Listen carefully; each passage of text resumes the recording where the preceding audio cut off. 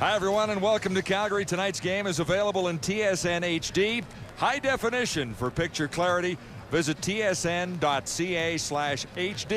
and call your digital cable or satellite provider. McMahon Stadium, it's been a chilly day all day, but it's clear and not too breezy here as we get things underway tonight. Always an added incentive at McMahon Stadium in Calgary for Wally Bueno as he plays his former team, and that's the story of this one tonight. The BC Lions and the Calgary Stampeders on a bit of a nippy night for an August evening. Well, Wally Bueno has the BC Lions off to their best start in franchise history at 6-0, and Tom Higgins a chance to end that winning streak. And the Stampeders on a bit of a roll coming into this one, but the Lions have been on a roll all season long. It's underway from the 20-yard line. This is Ronnie Jenkins out across the 35, and that's where the Stampeders will begin. Carl Kidd leading the tacklers there. And Henry Burris out onto the field with an all-star backfield potential there in Reynolds. Joffrey Reynolds. The receivers led by Copeland, and Burris and Copeland are on the same page all of a sudden. Lewis is also a key to that Stampeder offense. And up front, as far as things are concerned, Godfrey Ellis making his second straight start at center for the Stampeders. He fared very well last week. 1st and 10, Calgary. Play action fake and complete out at the 50-yard line. Jermaine Copeland making the catch there. It's for 14 and a first down. Well, if the BC Lions look at their starting lineup, let's start with Brent Johnson. Matt Dunnigan talked about him and what a game he had versus the Edmonton Eskimos. Brent Johnson with 7 sacks so far in the season leads that defensive line. Linebacking core as good as it gets, led in the middle by Barron Simpson. Carl Kidd on one side, Otis Floyd on the other. In a secondary, Baron Miles is the safety, and you've got Young and Marsh on the outside. On the ground this time for the Stampeders from the 50. And it's Ronnie Jenkins.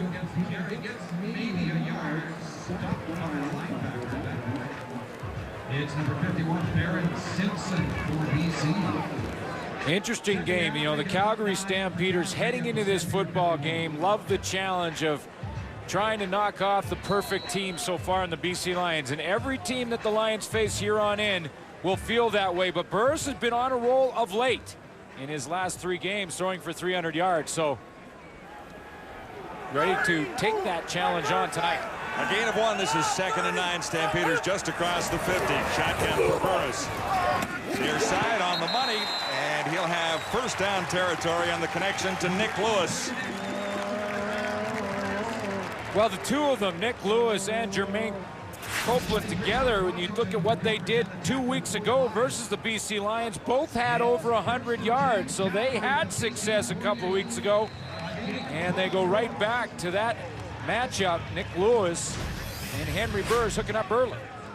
Lewis with 6 catches for 82 yards and a touchdown against the Blue Bombers in the Stampeder victory last week. Nice play action fake by Burris, eluded one tackler, looks deep, and a little too far as Copeland was the intended target upfield. But nice action by Burris in the backfield there. It really was. It was a fake that got Burris outside, and then he took advantage of Carl Kidd's mistake. Carl Kidd to the outside, to the right of your screen. You see what he did. He leaves his feet on an all-out blitz on the quarterback. Cardinal sin number 1, you never leave your feet when you're coming on the blitz.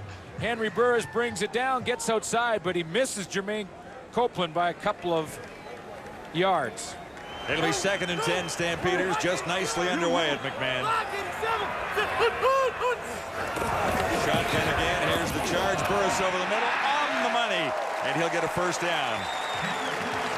Rambo making the catch. And another nice play by this Stampeder offense.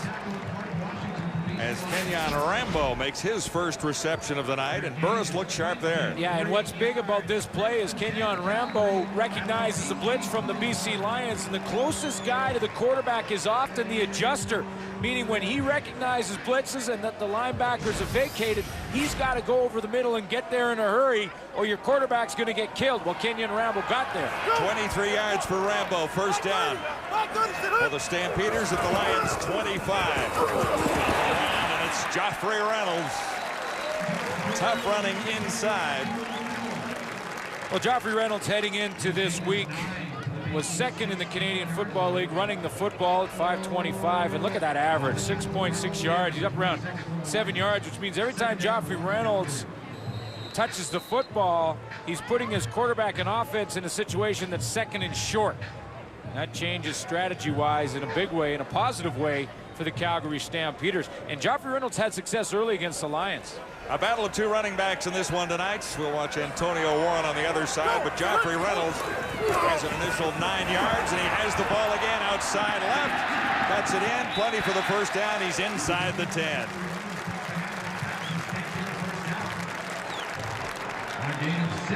The Calgary Stampeders have improved every single game of this season. They just start to more and more confident, especially on the offensive side of the ball. The expectations were very high with the offseason signings of Henry Burris, Jermaine Copeland, and fans here in Calgary probably had the expectations in that bar set a little too high. I think for the coaching staff here in Calgary, 3-3 is probably pretty realistic for them at this point. Stampeders with a first down in scoring range, definitely. Burris escapes, slides safely outside the 5-yard line at about the 7.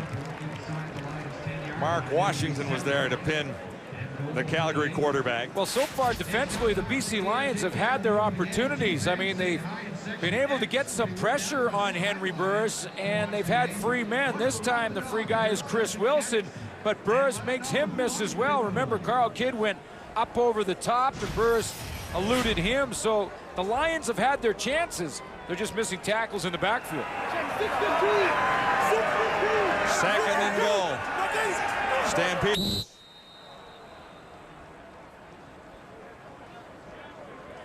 Henry Burris uses his first half timeout because he looked at that BC Lions defense and didn't like what he saw.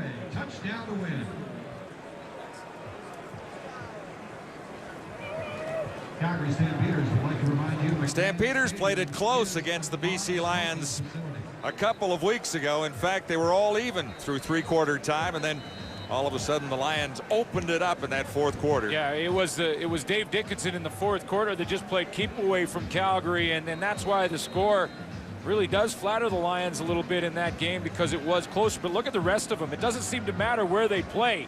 These two teams play it close. Wally Buono, as the head coach of the Lions, has 5 wins in 6 meetings with his former team. Second and goal. Burris has a little time, has a target, no catch at the 5-yard line. Scott Dybert couldn't hang on. Well, again, Burris had to rush the throw because he had pressure in his face, and you could tell it's straight man-to-man, which often teams will play down in the goal line. The reason you know that is Scott Dybert's the fullback, and he's been covered one-on-one by Mark Washington out in the flat there. So you can see if Mark Washington's covering the fullback, he's just picking up any back coming out of the backfield and was right on the spot. This is a great story for the Stampeders so far this season. Sandro DeAngelis has completed 88% of his field goal tries, and he's off to another good start here tonight as the Stampeders score on the opening drive at McMahon. BC Lions' first possession at McMahon Stadium. After giving up the field goal, it's Dickinson at the controls again. Missed last week, wide open target, and the Lions start big. Inside the 15-yard line, Lyle Green sneaking out of the backfield, wide open. And a perfect toss from Dave Dickinson. Well, the question for Dave Dickinson was, how will the back respond? Remember, last week, Dickinson had back spasms and missed the game. He goes with play action, actually drops the ball out of his left hand, gets the perfect bounce, and hits Lyle Green all the way down the field. The back looks just fine. 64 yards. And Dickinson recovering sharply there and then firing the toss that almost went for the touchdown. The Lions set up at the Calgary Stampeder 10. Dickinson with the opportunity here, and Paris Jackson makes the catch. So it's Dickinson back at the controls. The running backs are Warren and Green. And then this receiving core for the BC Lions is really tough to top with Simon Claremont and Thelwell. And offensively up front, Angus Reid in the middle of things. The starting lineups are brought to you by Tums. Tums tackles heartburn fast. 2nd and 10 Lions.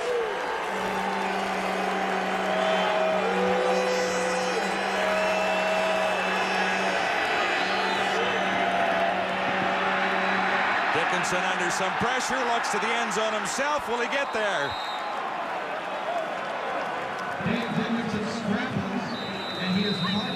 Well, it looks like they may mark him down. I think they've got him marked down at the 1. Yeah, or inside that. That's how close it was. Things open up because John Grace, the linebacker, does a spin move and spins right out of his lane. And when he comes on that blitz, spins out of his lane, that opens the lane up for Dave Dickinson. And from that angle, they got the call right because he was down just outside the goal line. So it'll be 3rd down. Or hang on, it'll be a 1st down. They've got 3 cracks at it.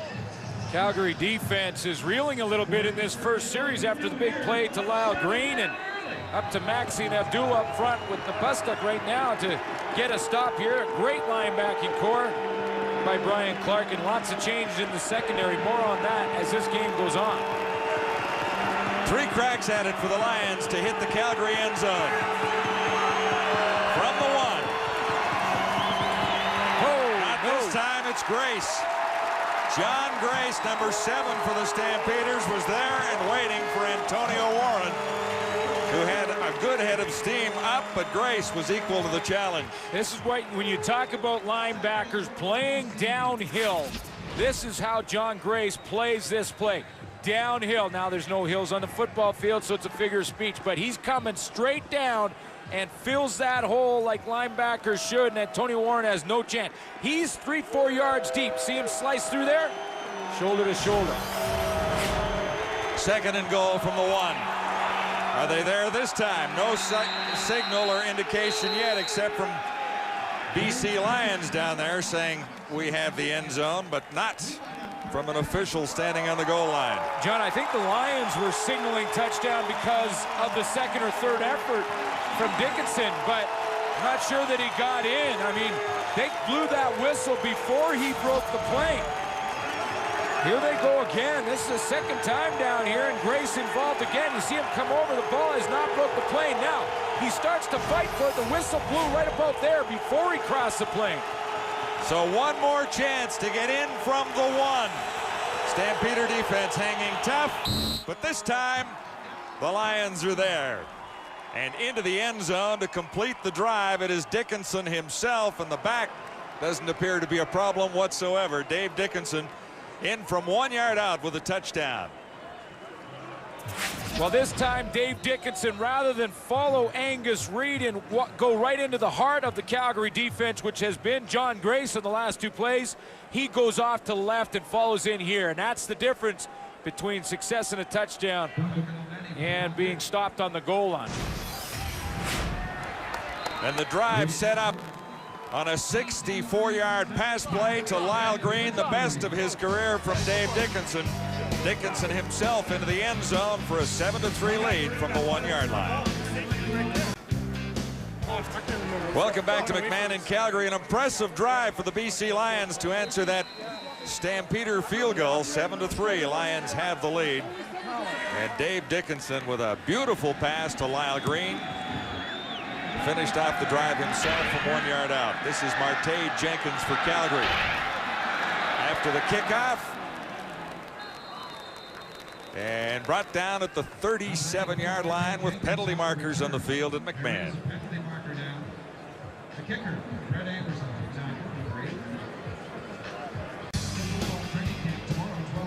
3. Tom Higgins has turned the Stampeders around in the last couple of weeks in several ways. It's a team playing with more confidence. There's no question about that. Calgary with a 3-3 record. And the penalty on the return is against the Stampeders, forcing Calgary back to the 20-yard line to begin this sequence.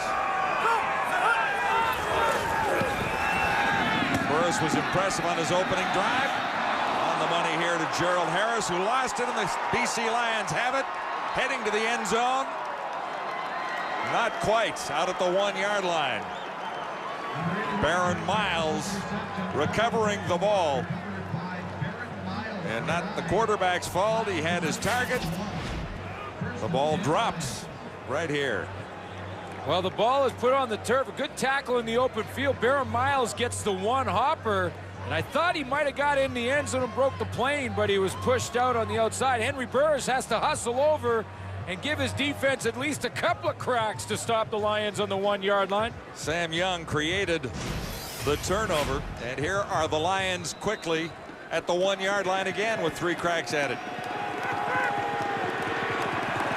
First and goal to go. Lions at the Stampeder 1.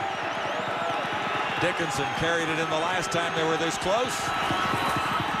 This time a little play action fake, the toss, and the touchdown.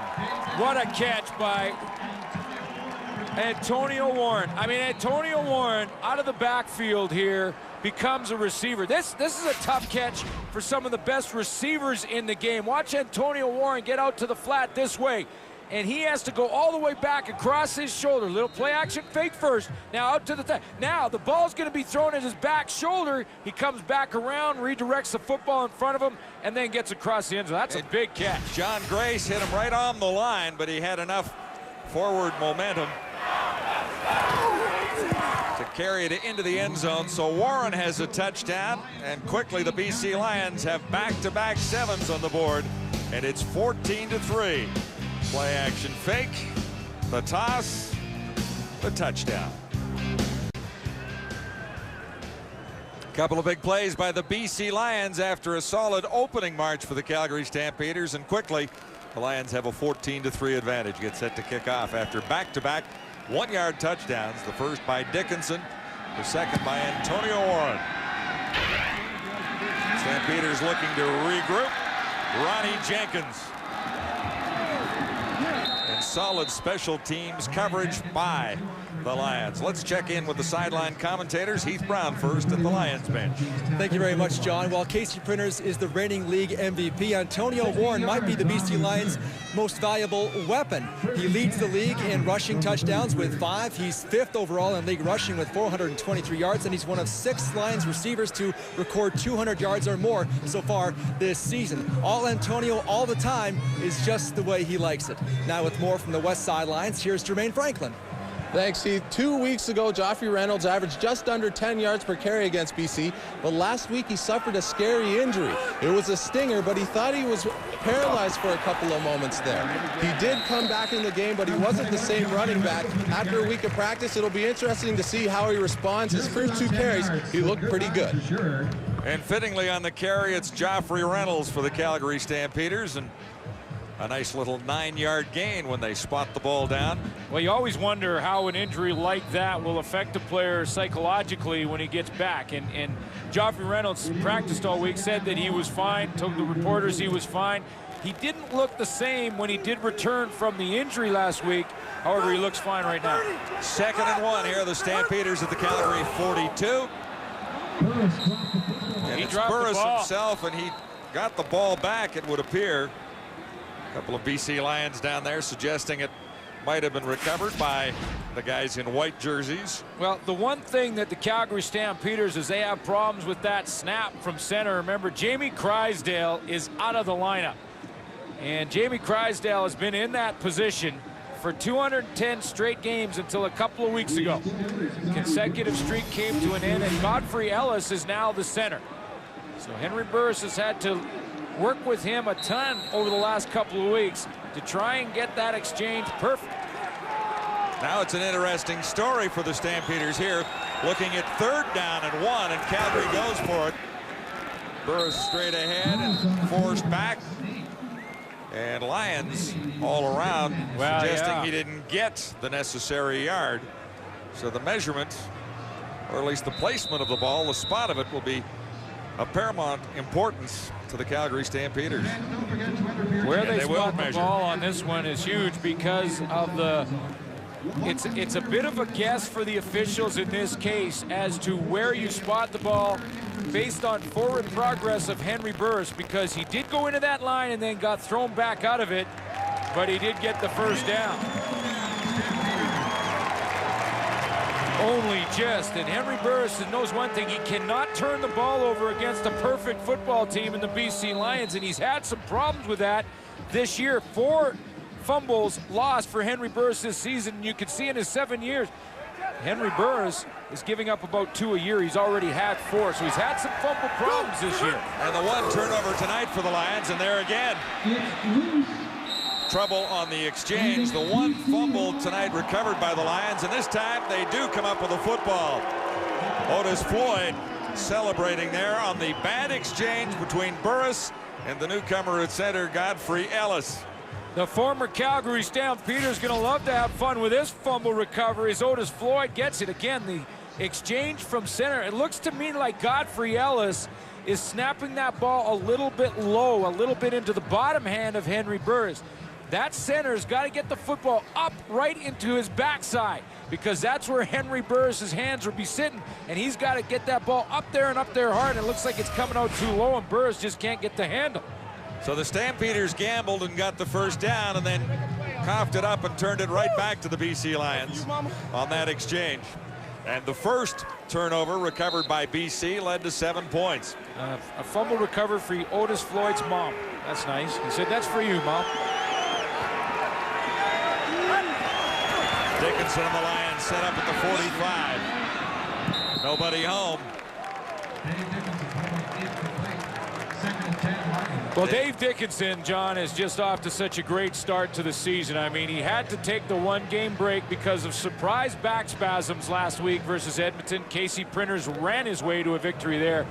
His completion percentage is off the charts in Dave Dickinson. 74%. And if you play catch with a buddy, you can't complete 74% of your passes. Good points. 2nd and 10 Lions. Dickinson far side. Ryan Thelwell the target, and the connection didn't miss by much. Well, John, Heath Brown has just reported from the sideline that some of the balls have a slick film on them right now, and the ball boys for both teams have discussed this with the officials, who are right now considering trying to maybe go and find some new footballs and bring them into the game. Sometimes when you get the brand new ones and the home team's responsible for it, they have a film on them, and the quarterbacks like to get that off with a towel. Maybe they're looking for old footballs. Yeah, well, yeah, get some that have been used have a little few bit. yards on them already. Yeah, because Henry Burris has had trouble with the handle.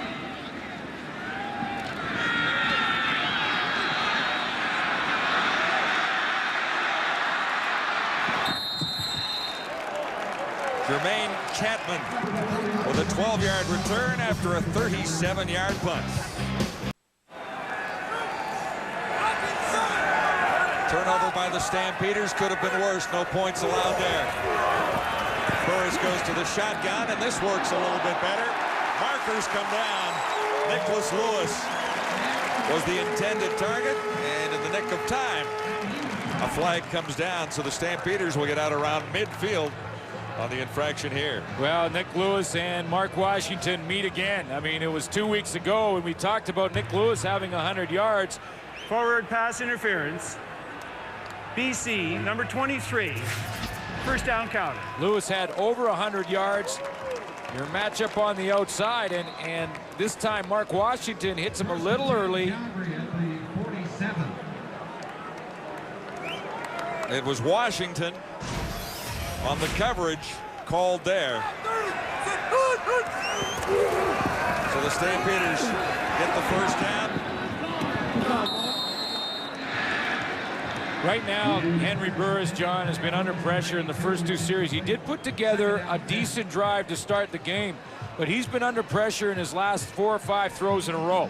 even though he's got him out of there, he's had a guy in his face, and again, you got to give credit to that defensive line. Linebacker's strategy defensively, obviously, to get some extra pressure, throwing in Otis Floyd and throwing in Carl Kidd, Barron Simpson, create a little blitz package against Henry Burris, see if he can handle it. Stampeder 47, 2nd and 10 for Burris here. More heat. Burris has a wide open target over the middle. This will be a huge first down. Kenyon Rambo coming up with the catch on the final play of the opening quarter. So the Stampeders are marching now, trailing 14-3. Welcome back to Calgary. Stats of the first quarter brought to you by Rona, the how-to people. Well, the BC Lions so far have not needed many of those or much of this because of the Calgary Stampeders problem right here. And that problem is hanging on to the football. Even the snap from center has been difficult for Henry Burris so far. And time of possession doesn't always indicate what's transpiring on the football field. But the Stampeders with 2 big plays are set up inside the BC 40-yard line. Burris got a little reach, got it away, and the connection with Nick Lewis. Now, we watched on the sidelines moments ago as officials were over checking out the supply of footballs and looking for a couple that aren't quite as slippery as the ones that have been out there tonight. A little bit of grease on the pigskin right now, and the officials are trying to find a couple of clean ones. And that, you know, there is a film that comes with the new footballs, and they try and get that off. It usually only takes a couple minutes to work it with a towel. But they had some problems early on. Looks like they've got it fixed. Nick Lewis, the perfect pattern for 10 yards, first down Calgary. Whoa, baby. Burris in trouble. He fumbled the ball. The Lions have it. Opportunity for the Lions to go all the way, and BC with an escort there for number 99. Chris Wilson takes it all the way for the touchdown with no flags anywhere. It's a 59-yard touchdown. And the Lions are capitalizing on defense tonight. And the Boo Birds are out in Calgary early here. They are just disgusted with their football team, who cannot keep the handle of this football. Henry Burris drops back and has pressure immediately. Pressure coming from the secondary and the nickel Tony Tiller, the extra defensive back. Now big Chris Wilson is rumbling and bumbling all the way to the end zone. Shows pretty good speed, actually, for 6'4", 230. But he got a nice block from Brent Johnson, who hustled back to give his teammate and line mate a chance to get in that end zone. 3 turnovers by the Calgary Stampeders, and the Lions have capitalized on 2 of them with this touchdown by Wilson and an earlier touchdown set up by a fumble recovery and return. Everybody at home, it's my first touchdown, you know. Feel good. Last 3 possessions by the Stampeders, turnovers to the BC Lions, and 2 of those led to touchdowns. Pass from Chris Wilson, and he got a little help after that ball came loose. First of all, the ball was stripped out of there by Tony Tiller, got the pressure, and Chris Wilson picks up the fumble. Arte Jenkins tries to get the Stampeders back in this thing. The return out near the 40-yard line, but the turnovers have been costly, and the Lions have capitalized. I want to show you why the BC Lions, one of the small reasons why the BC Lions are perfect this season, a perfect 6-0. Here's Chris Wilson picking up the football. Now watch this, freeze it there, look at this. This is Brent Johnson, who at any time on this play could have said, hey, we got a fumble recovery pretty good. He comes up there. Now I'm not sure if Godfrey Ellis makes that tackle or Jeff Pilon, but Brent Johnson's hustle to come up and throw a block for Chris Wilson is one of the small things that happen that build into a lot of big things, and the big things is 6-0 for the BC Lions. And what a year it is for Brent Johnson already. I mean, not only plays like that where he's heads up right there, but right up there second among the CFL sack leaders so far, with 7 coming into this game. He is just, you know what you love about him is he never ever takes a play off. And you know, sometimes sack totals can be misleading. Brent Johnson is right there. You see the sack totals Collier with the Ottawa Renegades, and congratulations to the Renegades for their win last night versus Saskatchewan. Brent Johnson having some fun, but boy, when he crosses that stripes, it's all business. And that motor just never stops. And I love the helmet. Look at his helmet. You can tell this guy's been in a few wars because they clean him after every game. Burris has a target. Ronnie Jenkins was open, and Burris couldn't quite make the connection. Yeah, and you know, I think Ronnie Jenkins on this play, he thought that his quarterback was going to be sacked and slowed down because the pressure was on Burris, but he does a nice job of falling off it, and then you're going to see a little hesitation from Jenkins. Now Jenkins looks down and he thinks it's going to be a sack, but Burris gets it out. You see how he puts it in gear again? He goes down the seam and he's in about third gear. It's too late to shift now. Stampeders 2nd and 10 at the 40. Markers are down. Burris finds a little room. Look for Copeland, and no flags down on the coverage near the 22-yard line. But a flag back behind the play. Well, Henry Burris extended the down by getting outside of the pocket, but did he get outside fairly is the question. And that's sort of the flag we're holding. Our Offside. Calgary, number 80. Penalties declined. It'll be third down. So or an Copeland got a offside head could start. be called. Yeah, Copeland got a head start, but the offensive line for the Calgary Stampeders got away with a little bit of holding up there too. That could have been called. I love the names of these Calgary kickers this year. Burke Dales. Sandro DeAngelis? Yes. Yeah. And both having pretty good starts Well, they are. as rookies. DeAngelis in particular. I mean, his percentage is extremely high on field goals. Not a great punt by Burke Dales, however, but he gets a bit of a roll with it. And the Lions will draw a penalty there on the Stampeders coverage, getting a little too close. With the roll, it's a 49-yard punt.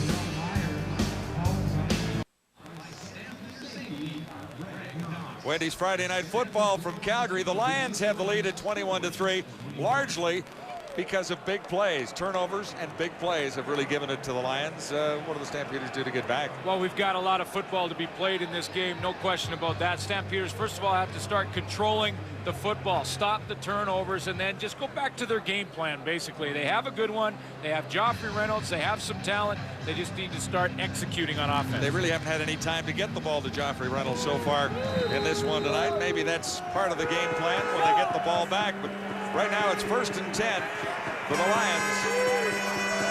Out across the 25 at the 26. And a procedure call, perhaps. Well, another reason, and you saw that Brent Johnson block on that big touchdown. BC, number 60. 5-yard penalty, repeat first down. That's one of the reasons that the Lions are 6-0. Another, and Jock Climby talked about it before the game, is Antonio Warren. And if you look at Antonio Warren over the first 4 games, he was used in the running game sparingly. He still had lots of all-purpose yards, but 55.5 yards a game, and then last 2, doubled it, 101 yards. Dickinson, connection on the far side.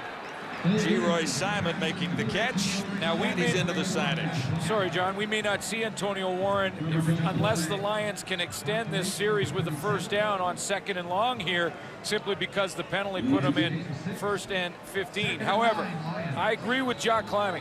Antonio Warren is one of the most underrated football players in the league, and Wally Buono knows him from the Calgary Stampeders and his days back here, another former Stampeder. 2nd and 9, the Lions at the 28 now. Shotgun for Dickinson.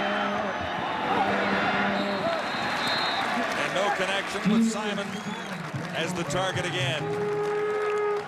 You know, and it didn't look like Dave Dickinson had a good handle on that throw. He was kind of, G-Roy Simon's going to be the inside guy here and go to the corner. And this is not the type of accuracy we're used to with Dave Dickinson. That ball falls about 2 yards short and bounces at the feet of G-Roy Simon, and he looked right at his hands after Dave Dickinson did. Still having problems with the football here in Calgary. Jermaine Chapman drops deep for the Stampeders, standing back around his 35.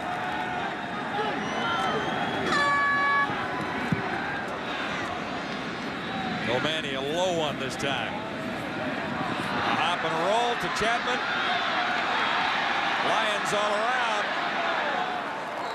And he ran about 15 yards for about a 2-yard return. Well, make it a 3-yard return.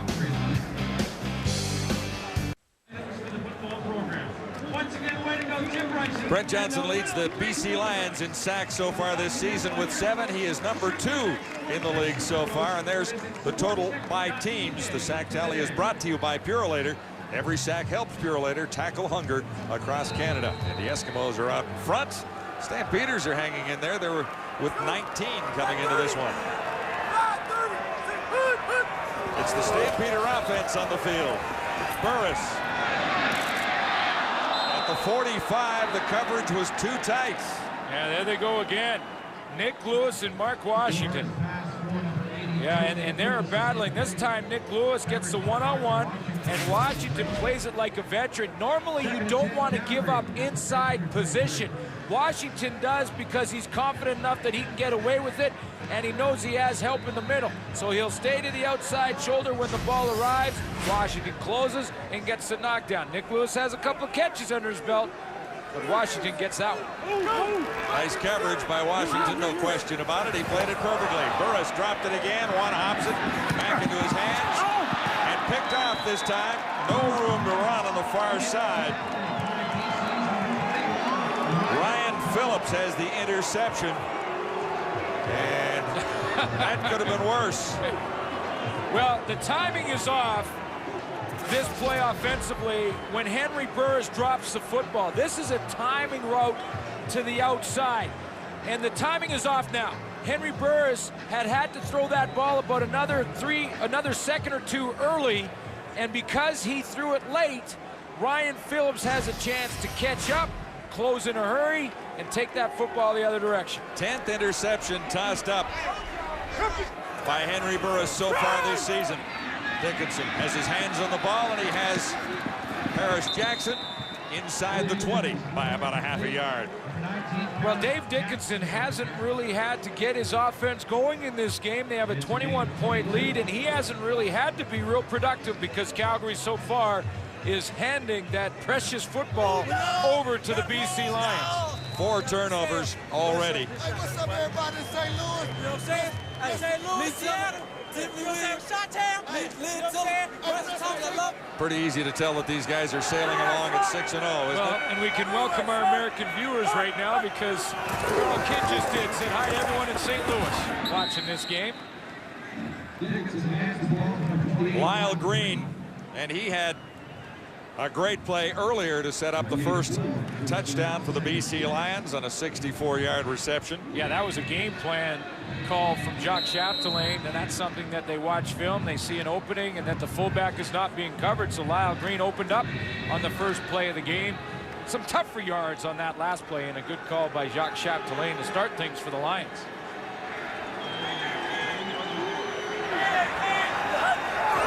Second down. Dickinson caught from behind, wrapped up at the 20-yard line.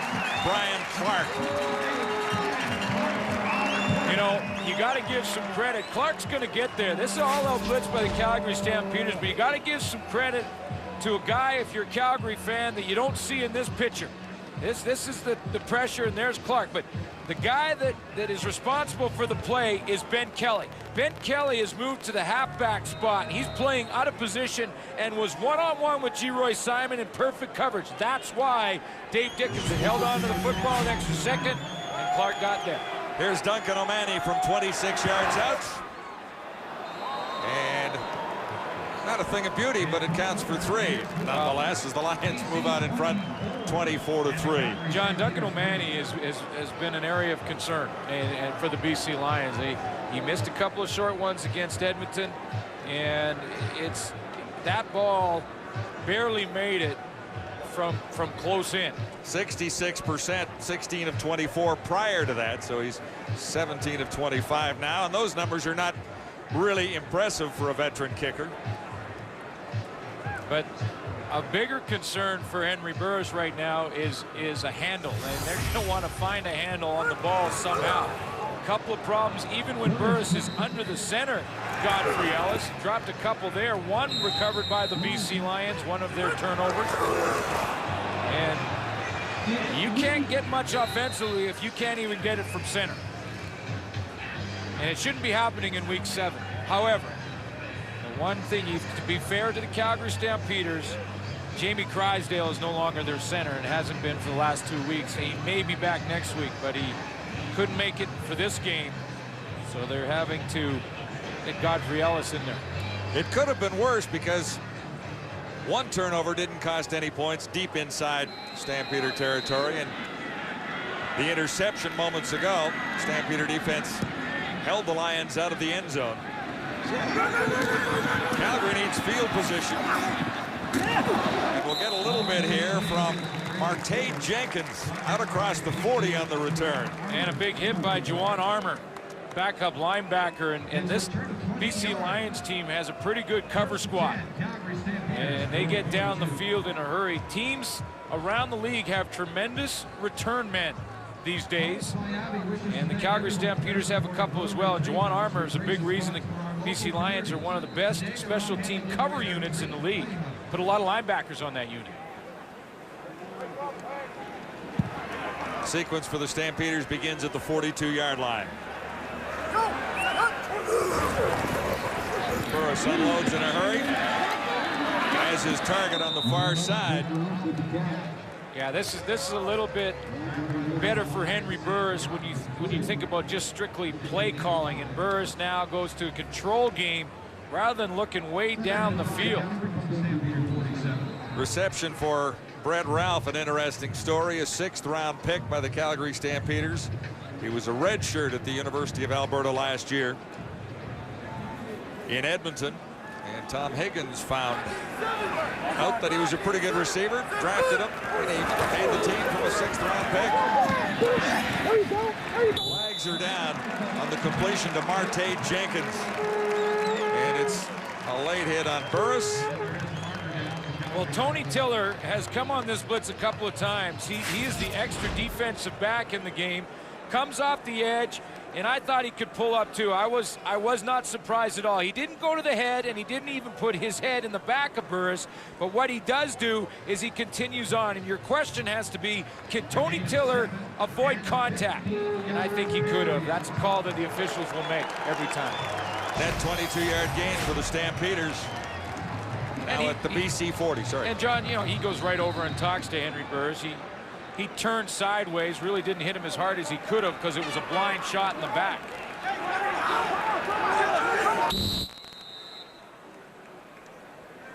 $7:50 to go till halftime. And the Lions have been a very opportunistic football team so far this evening. Turnovers have netted the Lions 21 of the 24 points so far. McMahon Stadium, and the weather was a little iffy earlier in the day. It's warmed up a little bit, or at least it feels like that.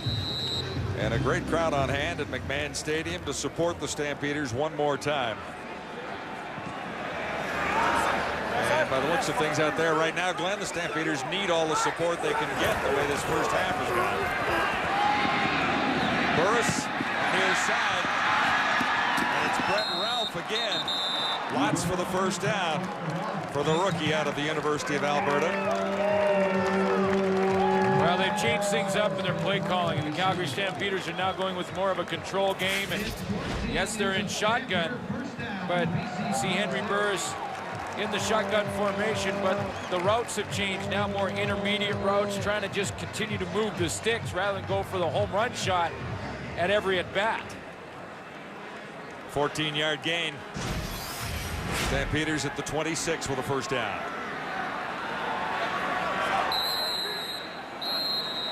A formation problem for the Calgary Stampeders. Brett Ralph was in the game, and he looked around and realized that Illegal substitution, 13 men in the formation. Calgary, repeat first down.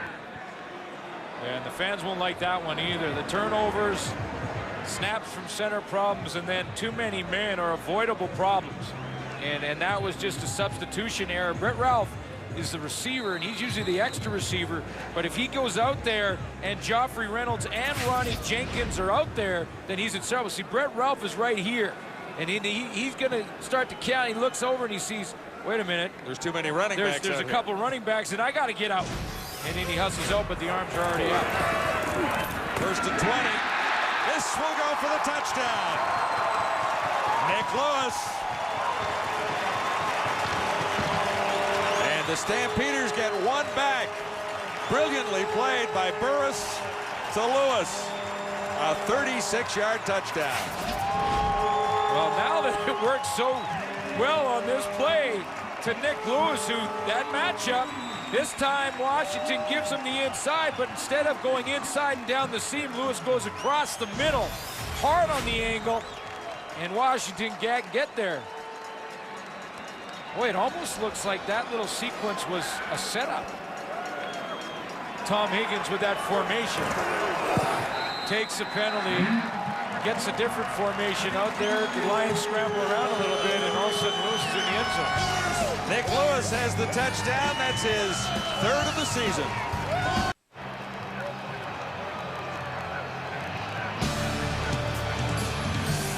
Great golf action ahead tomorrow. Sit back and enjoy the weekend. The 2005 PGA Championship is on TSN in TSN HD. Tomorrow beginning 11 a.m. Eastern, 8 on the West Coast. Well, success for the Calgary Stampeders, and boy, did they need it. With all the turnovers and problems they've had, they needed a little Nick Lewis. A 36-yard touchdown connection, Lewis and Henry Burris. 6:24 till halftime. Lions with their hands on the ball again. And out near the 32-yard line. Go back to the Nick Lewis touchdown. Different formation where they bring Nick Lewis in tighter. Now what that does is give him a two-way go. Nick Lewis is over here to the left of your screen. Look at the middle. No free safety right here. No free safety means that's where Nick Lewis wants to go with the football. And Henry Burris reads the same thing, and it's see ya, wouldn't want to be ya. Antonio Warren seeing extra duty on the return of the kick. And he sets the Lions up at the 31-yard line. Dickinson has been sharp. Antonio Warren has his hands on the ball again.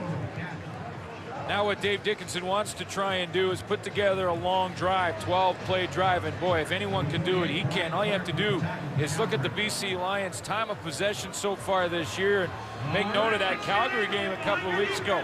They controlled the football 42-57. A lot of that time in the fourth quarter where they took the advantage, and that's what Dave Dickinson, the type of drive he needs right now. Time possessing drive. Warren picked up 7, 2nd and 3. Lions here. Good fake, open target, first down for BC. Jason Claremont. His first catch of the evening. And that's how you get it. If you establish Antonio Warren, then you can go to play action, and Claremont one of the best in finding those spots down the field off play action. Nifty little 18-yard gain to get the Lions across midfield and into Stampeder territory by about a yard. Problems in the formation for the Lions. There's Jackson goes to the other side of the field. Antonio Warren didn't see it coming. There were all kinds of problems in the formation for BC to start that play. Geroy Simon was running to the outside, trying to get Paris Jackson back to the opposite side of the formation. And then when they got it all said and done and set up, they didn't protect the backside. Dave Dickinson takes a pretty hard hit from the backside of that defense, Calgary Stampede. See, the Lions had their problems with the formation. They did get protection down, and Mark Kalitz gets into the backside of that play. 2nd and 10. Dickinson, perfect pattern far side. He has Jenkins. He has Jackson for the gain. Number 19 is Paris Jackson.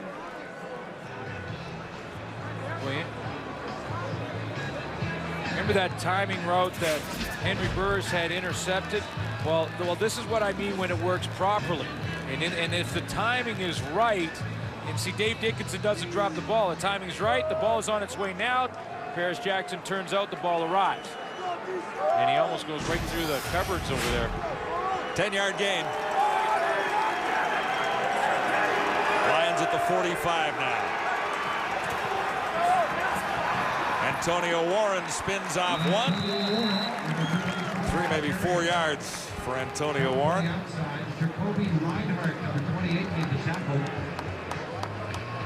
2 weeks ago, Antonio Warren over 100 yards rushing against the Calgary Stampeders, so they had that game filmed to try and find a way to slow him down. Antonio Warren averaging 148.5 yards per game all-purpose. 150 from one guy. Short of 100 against the Eskimos last week. 17 carries for 91 for Warren. Dickinson looks deep. Coverage a little tight, and Dickinson took a hit. Reinhardt was covering. Jarrell Myers was the intended receiver. Jarrell Myers replaces Tony Simmons for the second straight game. And Dickinson has been hit twice now. One was close to being late. That one he was upset with, thought was late. Now, in fairness to the Calgary Stampeders rushing, they were just plowing through people. They didn't even It almost see looked Dickinson. like one of his own players. Yeah, they pushed him caused into each more other. havoc right there. Call trips is automatic strip W. Trips wing. Sorting things out a little bit on the sideline. So the Stampeder Time count defense. violation. BC number 7. 5-yard penalty, repeat, 3rd down. Stampeder defense has held a couple of times in critical situations. And 2:48 to go till halftime. There's a chance for Burris to put a little something together. You call trips to the field.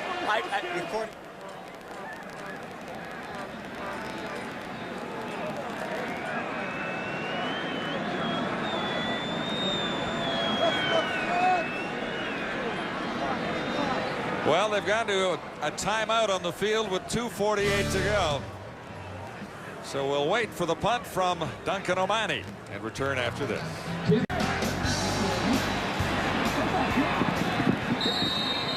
Duncan O'Mahony puts it out of bounds near the 15-yard line, and that's where the Stampeders will begin.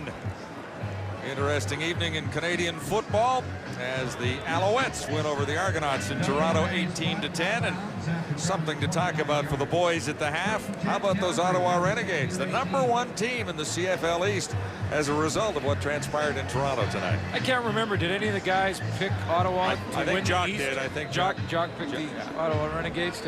Well, boy, that's an exciting team, and we were there last night. And exciting team on defense. They fly around. They're a young group, and Kerry Joseph, he could be a candidate for MVP out of the East so far. Heat on Burris. Great catch at the 45-yard line, and there was double coverage around Gerald Harris there. Well, it was double coverage, Johnny. It ended up being that way because of the help from safety Baron Miles, who goes a long way. And then I thought he might have tried to take a chance for the football and then just mistimed it, didn't get underneath it, and then didn't get a good enough hit to take the ball out of Gerald Harris's hands. 2 Lions in the area, but Harris came up with a football. In a former BC Lion catching. And a 27-yard gain. Burris under pressure, he slips and he's down. He was under pressure because Frank Ferreira he came in there and he would not be denied. Like he walked through that line of scrimmage and was right in the face, and he went right down Main Street. There's one.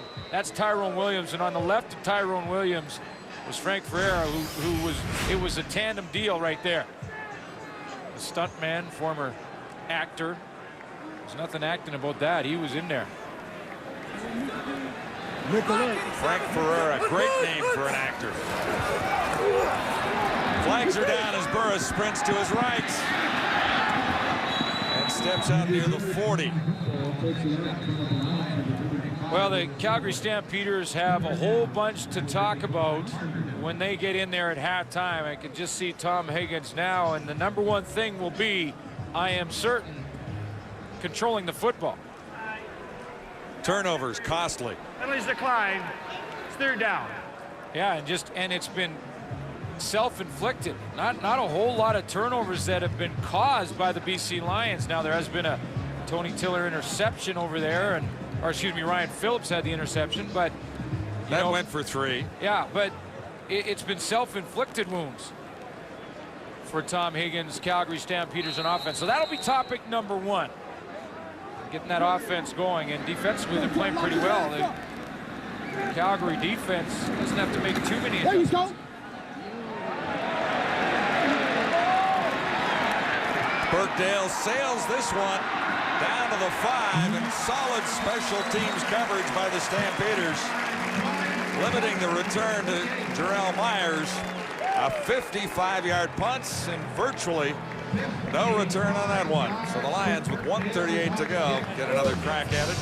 Looking ahead to Wendy's Friday Night Football, 7 days from this evening. It is the Tiger Cats in tough against the Lions in the Lions' Den at BC Place. Adjustments being made in Hamilton this week as the Tiger Cats look to end that 6-game losing streak. Dickinson looking long, and he's got a wide open receiver. Thelwell, though, had to step out of bounds to come close to that one. Yeah, he couldn't get it to Thelwell because of the pressure in his face. He had to put too much air on that football. Interesting numbers on Dickinson as it stands right now. 8 of 14 for 130 yards, Glenn. And he's got 24 points on the board. Well, that completion percentage, very uncharacteristic of Dave Dickinson, so full credit to the Calgary defense. However, Dickinson hasn't had a chance to really get in a rhythm because their offense has picked up the turnovers, been down on the 1 yard line. They score too quickly on offense. That's the problem. A couple of 1-yard touchdowns back-to-back. 2nd and 10 for the Lions. Antonio Warren. Stampeders will let them do that on 2nd and 10 every time. That's 2nd and 10. If you're going to throw it 2, we'll break up and make the tackle, and away you go now. Calgary gets it back, but there's a penalty flag. Yeah. We'll check that out first. I was going to say there's a late flag down the field. And it looked like it was after the fact, after the play.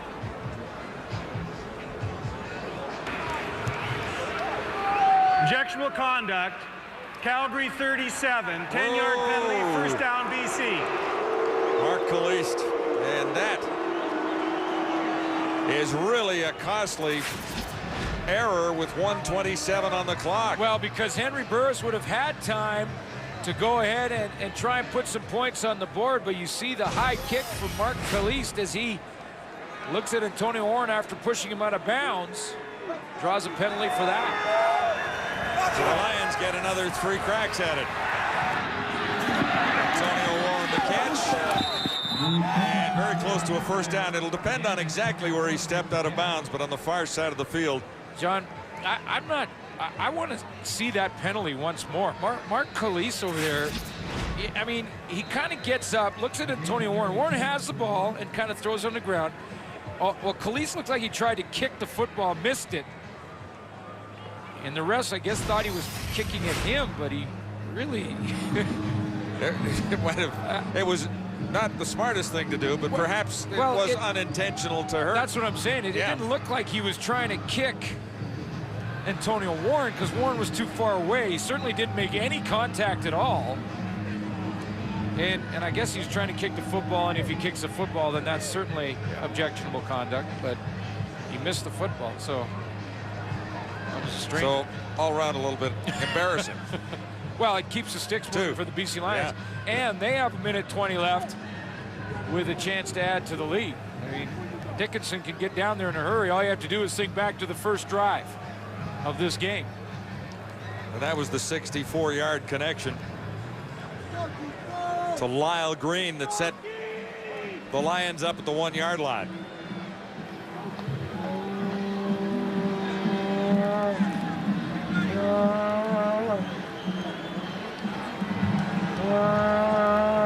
Objectionable conduct, attempting to kick the football and missing it. 2nd down and inches, free play. Simon was the intended receiver on the far side. You know, this Calgary defense has played pretty well, and they're going to be happy with their first half performance, even though they're down as far as they are. And you got to look at this secondary and give them a bit of a pat on the back here to start this game, because they've had to make 3 changes due to 1 injury. Their best defensive back is out, Joey Bosse.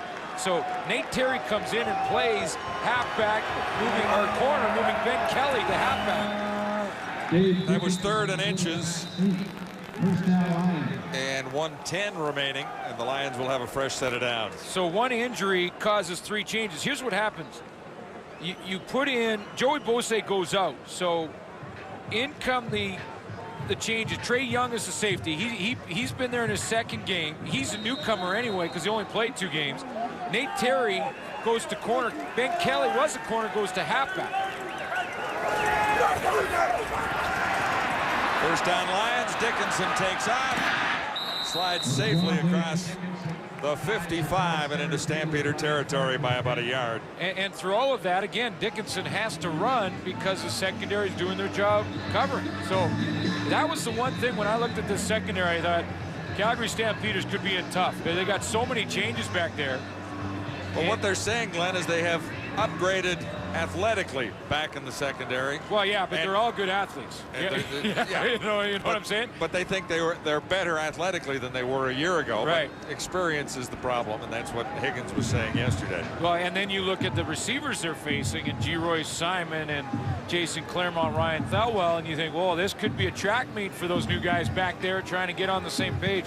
But so far in the first half, if you ignore the score, because the score has not been the secondary's fault, the secondary's played well against these receivers.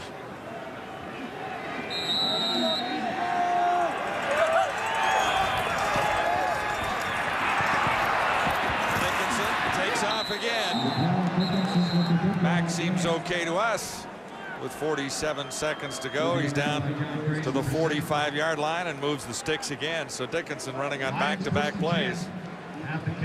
Still having a problem, though, John, finding an open receiver. He is getting down the field, and he's finding little creases in that pass rush. Brian Clark got pushed past a little bit there, pushed a little bit past the pocket. Another 1st down for the Lions. Dickinson under pressure. He has Simon. Simon has a 1st down. And he's down to the 20-yard line. You got to love the toughness of Dave Dickinson and the patience of G. Simon. A lot of bad things could have happened on that play and didn't. Dickinson hangs in there and gets crunched as he delivers a strike. Simon has to be patient. He thinks this ball may be knocked down over the middle, and it's not. Hangs on across the middle.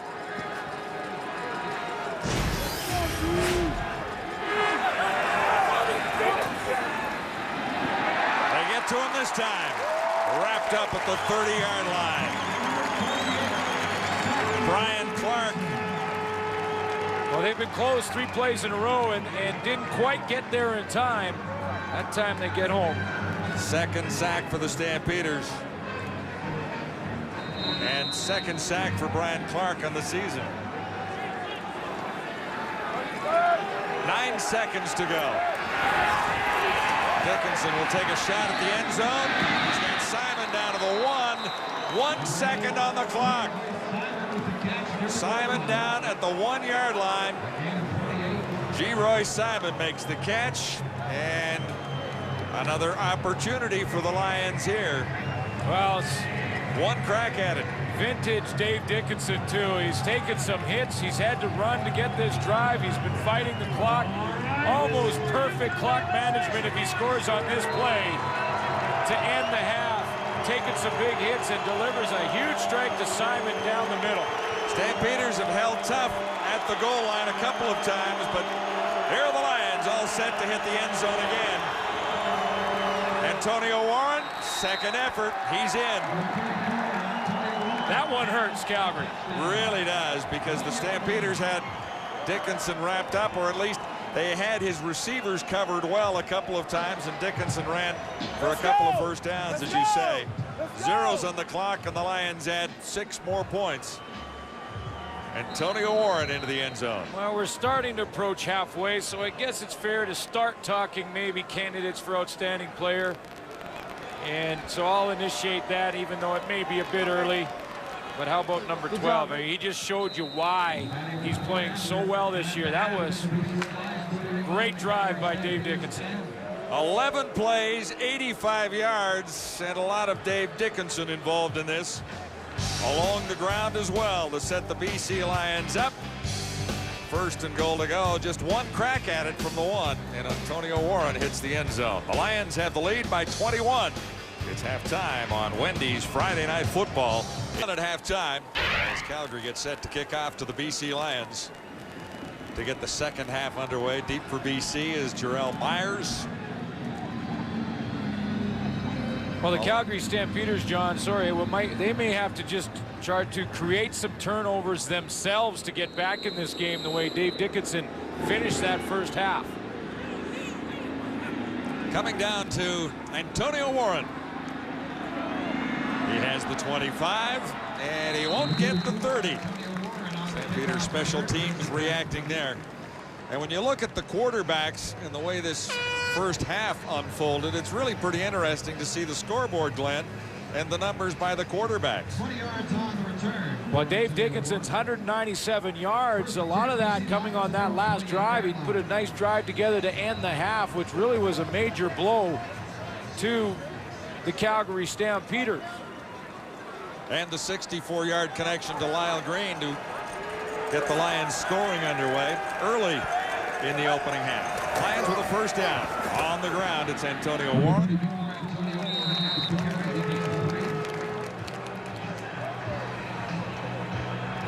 First half possessions. The Lions were very effective with the football when they had their opportunities. 17 points off turnovers. Yeah, that's it right there. You see, you get the 4 touchdowns. You get 17 points, and the turnovers are the key. And the Lions offense didn't even break a sweat really until that last drive of the first half. And weren't on the field long enough. Gain of 3, 2nd and 7 BC. Dickinson, far side. Huge first down on the connection with Ryan Thelwell out across midfield. So the Lions with a hot start offensively to get the second half underway.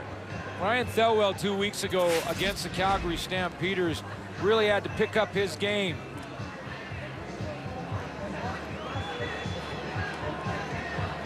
And the reason for that is because Geroy Simon had to leave the game with a bit of a hamstring injury.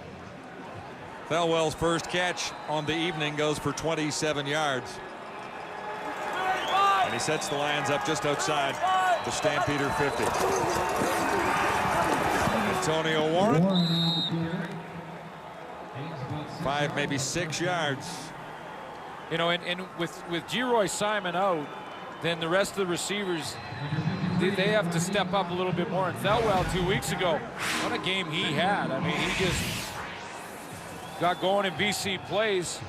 Dave Dickinson found him for a couple of touchdowns, well over 100 yards receiving, and was really the difference maker in the fourth quarter for the BC Lions. This is 2nd and 4 Lions. And that'll do it for the first down.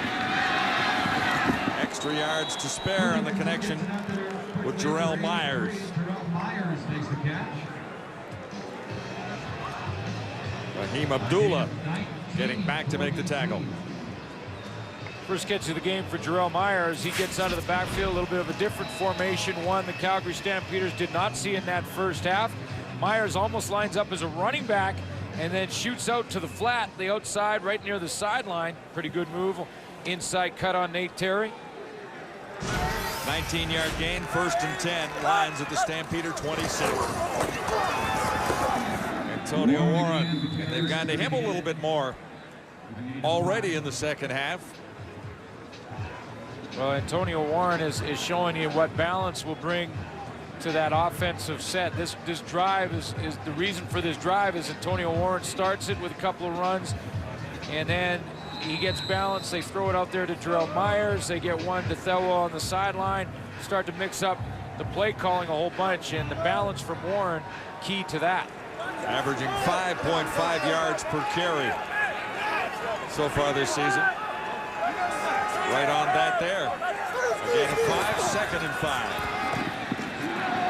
Thelwell down to the 10. Ryan Thelwell hangs on. You know, it's amazing that a play like this works, because generally speaking, if you have receivers standing that close together, they'll draw defensive backs into the same area, and basically these guys right here, see how they're in the bunch formation. The Lions have had a tremendous amount of success. See, look at how close those receivers are. You've got Jason Claremont standing right next to Ryan Thelwell, and yet they can still complete a pass in there in those tight quarters. 1st and goal to go. Lions are at the Stampeder 10. Dickinson himself throws to the end zone to a wide open target, and he'll get the touchdown. Yeah, but was he over the line of scrimmage? There's no flag though, Glenn. I think he was over the line. Or is there one on the far side? Right, yes, on the far side of the field, and he was real close to that line as he came was definitely up there. over. They snapped it from basically the 10-yard line. Legal forward pass. BC number 12. The quarterback was across the line of scrimmage when he threw the ball. 10-yard penalty. Repeat, first down. The question is how far across the line of scrimmage as you look at it here. That's the 10-yard line. That's where he starts. That's where he starts. And he can't cross that line. So if you can just keep your eyes fixed on that line up in the right corner of your screen. Now he throws it in the air, lands across the line. Interesting, isn't it? Now, we have the luxury of the replay, but that was a lot closer than it looked like in live action. Under the coverage this time, Antonio Warren. Well, you know, we should take one more look. Yeah, because that's really interesting. Now, he was not over the line when he threw it. He was over the line when he ended. Well, when he landed is what I'm trying to say. But this really, if you look at it, should be a legal pass. I mean, the 10-yard line is the snap line. If you keep rolling this play here, now the line is up here in the right corner. That's the line up top. He throws now. He's behind the line. The ball leaves his hand. Now, we've slowed it down. We've drawn on it.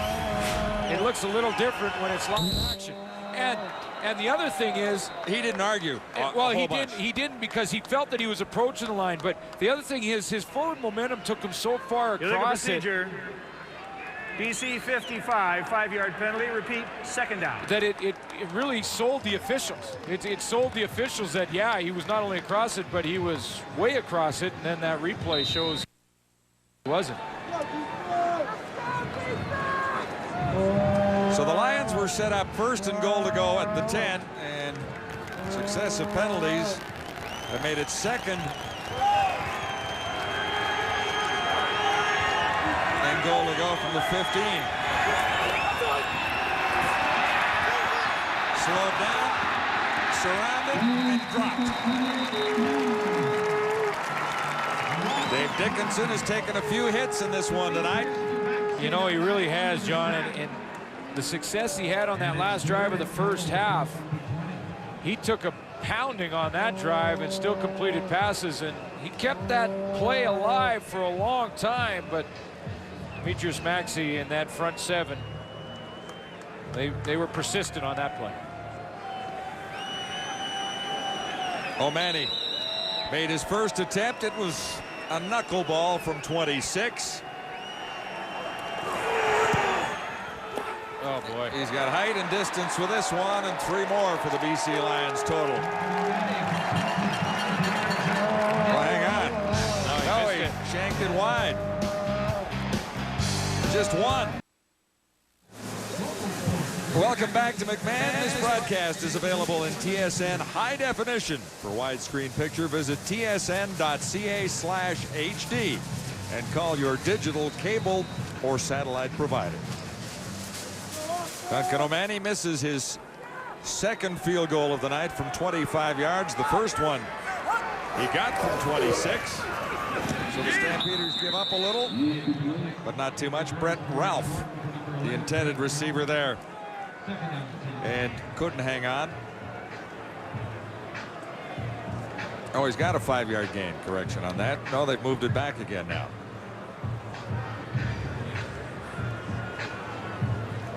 Like Henry Burris struggled with the handle. 2 fumbles, 1 interception. Turnovers, which is why they're in the hole they're in right now. And a drop right there.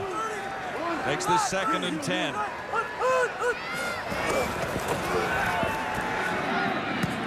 lot on that from Burris. He'll get a first down out across the 50. Jermaine Copeland and Henry Burris becoming a pretty good combination. Well, here's why there's a lot of people that felt the Calgary Stampeders would give the BC Lions a real run for their money, is because Copeland has been back on track. I mean, you look at Copeland's last couple of games, it's pretty impressive. 8 catches, 286, an average of 35.8, a couple of touchdowns, and that's good news. A couple of catches tonight. Joffrey Reynolds, almost a shovel pass there, and he'll get a first down as a result of the run after. Copeland picked up 16 on his 2nd reception. And now you've got Reynolds picking up 19. So the Stampeder offense moves it a little bit.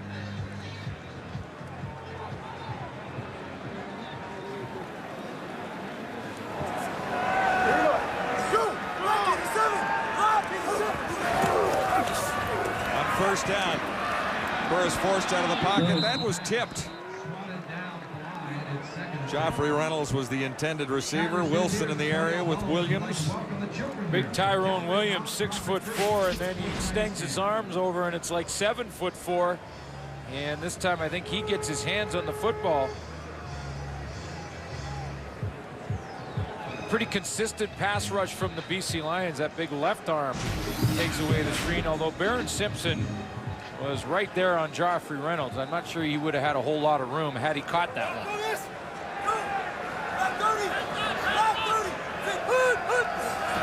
At the 40, it's 2nd and 10. Lions are coming. Burris reads it well. Touchdown, Calgary. Marte Jenkins.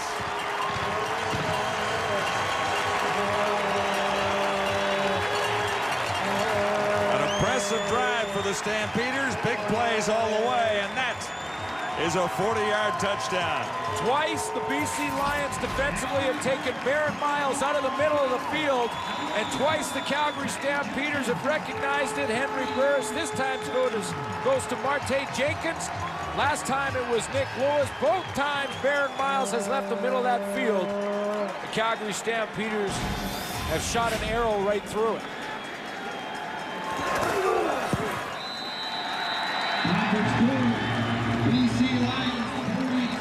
Solid drive as the Stampeders climb a little closer. It's 32-17. It's Wendy's Friday Night Football. Marte Jenkins has the touchdown on a 40-yard reception, and that's his first in the CFL, playing in his 3rd game for the Stampeders in this one tonight. Got a good matchup. No safety in the middle and one-on-one on a linebacker. Antonio Warren ready to return. A little reverse action going on here.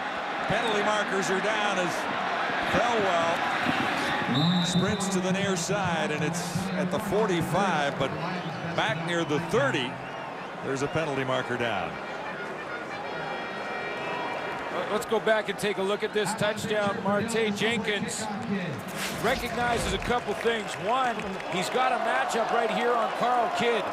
Carl Kidd is asked to cover occasionally in this defense because he can do it, and you see right there, Carl Kidd misses the jam. He commits to try and reroute the receiver by getting his hands on him. trying to stand him up, and he whiffs on the jam, and when he whiffs on the jam, Jenkins is gone. First CFL touchdown for Marte Jenkins. And the Stampeders down by 32-17 now. Penalty on the return against the BC Lions. Holding. And so the Lions on this drive will begin inside the 20. Dickinson, wide open man. He'll have the first down and about 5 to spare on the reception by Ryan Thelwell. Coverage by Nate Terry, who gets back into the Stampeder lineup in this one tonight.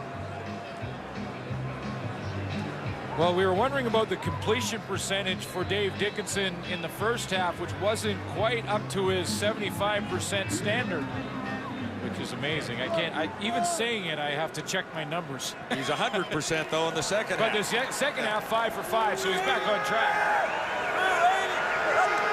Another Lions first down. Play action. Dickinson got it away. Antonio Warren took the play action fake effectively and then made the catch. You know, and this has been a lot of Dave Dickinson's night right here. This has been what he's faced a ton. The Calgary defense has provided pressure. Dickinson has had to deal with this pressure, and he's done it by just getting rid of the football in time. Raheem Abdullah has him, throws him to the ground. Dickinson has watched probably 75% of his completions tonight from his back.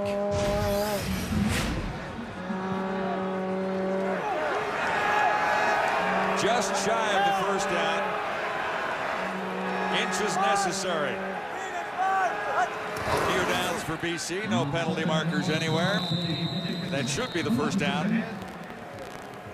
And it is the first down, BC Lions.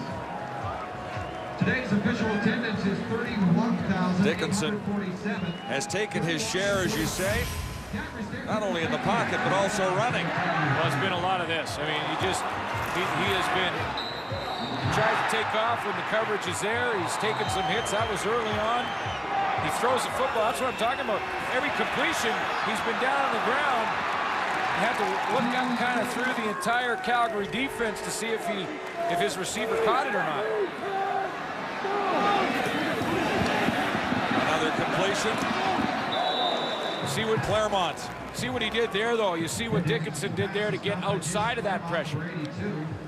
Back spasms last week, couldn't play. Robaxacet must be working well for Dickinson because he has been very effective running and passing tonight and taking his share, no question about it.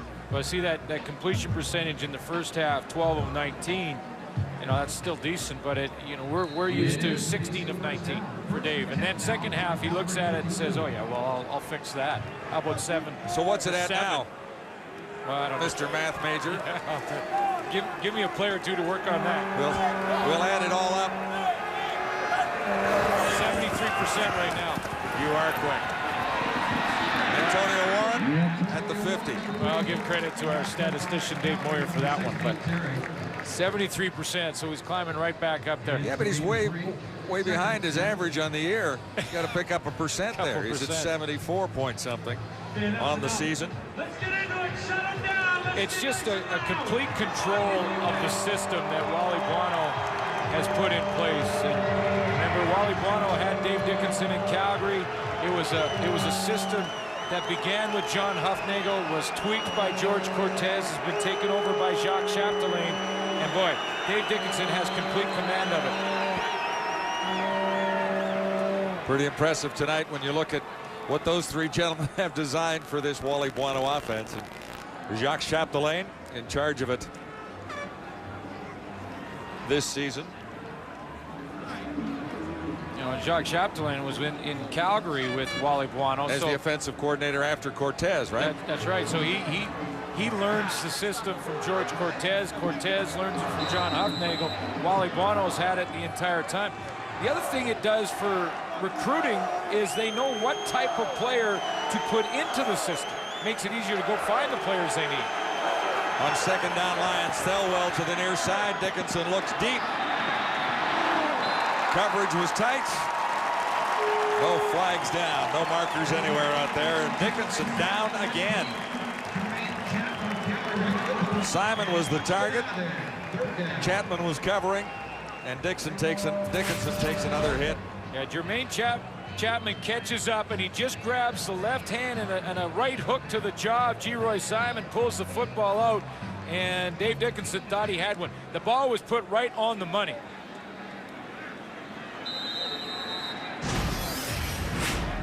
A perfectionist.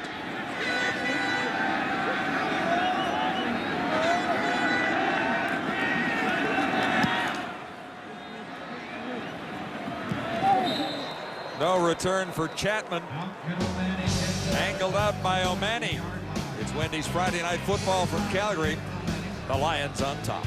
When you get picked, hit the weights. Start working out. Find some goalposts. Get out and try it. Stampeders start deep. Burris almost out at the 45. Kenyon Rambo had it in his hands and couldn't quite hang on. Couldn't quite control it, really. Well, this time, rather than having the middle vacated, Henry Burris has to move Baron Miles out of the middle. Baron Miles up here at the safety spot. And he has to try and move him to the weak side with a little play action. You can see how he does that by a little half roll and then goes back across the middle. Calgary's made two big plays down the middle when Baron Miles has been on the line of scrimmage by design. That time, Henry Burris moved the safety. He's in trouble here. Threw it away and got a connection. Brent Ralph coming back to make the catch. And what looked like throw. He was just trying to get it out of there, but Ralph came back and made the catch. What a throw from Henry Burris. That's tough to make that throw. He is being chased and has to roll to his left full speed and try and turn his shoulders around, get something on that pass. That was a tough one to make. Third catch for Ralph. It's a 25-yarder and gets the Stampeders out of a deep hole out near the 30 with a first down here. Reynolds. Joffrey Reynolds has the 40-yard line. And he hasn't been used a great deal tonight because the Stampeders have been playing catch-up all evening. Yeah, that's right. You have to start taking yardage in chunks rather than chip away with Reynolds, but it doesn't mean you eliminate him completely from the game plan. If you do, that defensive line for the BC Lions will just be full bore. 30. 30.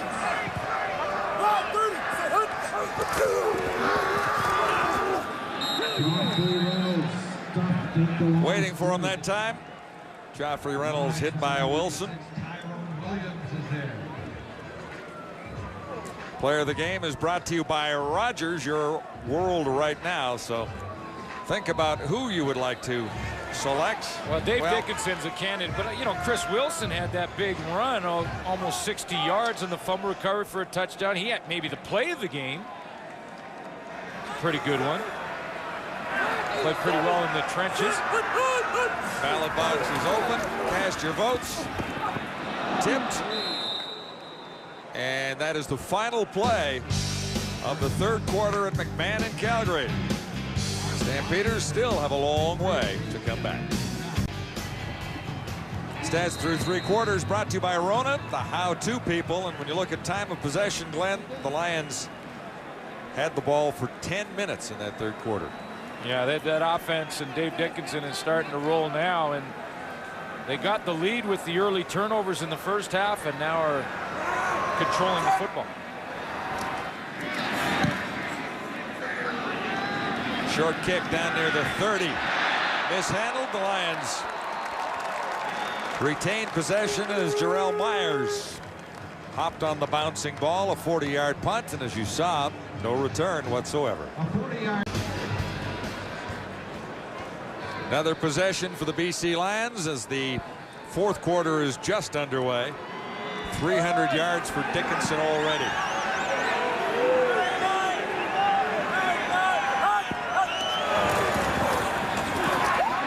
Solid hit on Antonio Warren. Kobe Reinhardt, number 28, laid one on.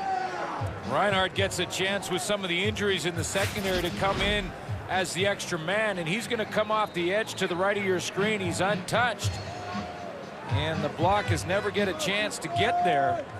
There will always be one free man on a blitz like that from the secondary, and if you run the play to that side, it has no chance. No gain. Here they come again.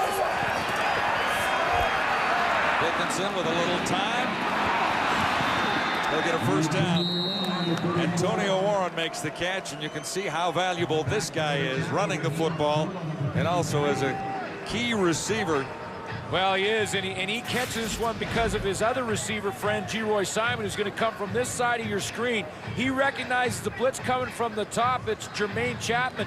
Chapman comes in, and you see right here, now Geroy Simon picks up that pressure. Remember, Dickinson and that last play was snuffed out from the blitz from the secondary. That time it was blocked up by Simon, and the Lions have success. And a 13-yard gain. Dickinson will not escape this.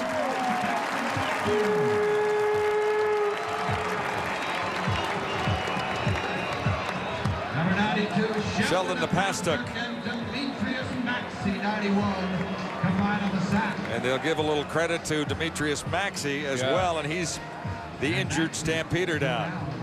Yeah, that's what I was going to say. He didn't get up at all, and Sheldon Napastuk, he looked right at him and was trying to wave the training staff and Pat Clayton on as quickly as possible. It's Wendy's Friday Night Football from McMahon in Calgary. An injury timeout here with the Lions on top, 32-17.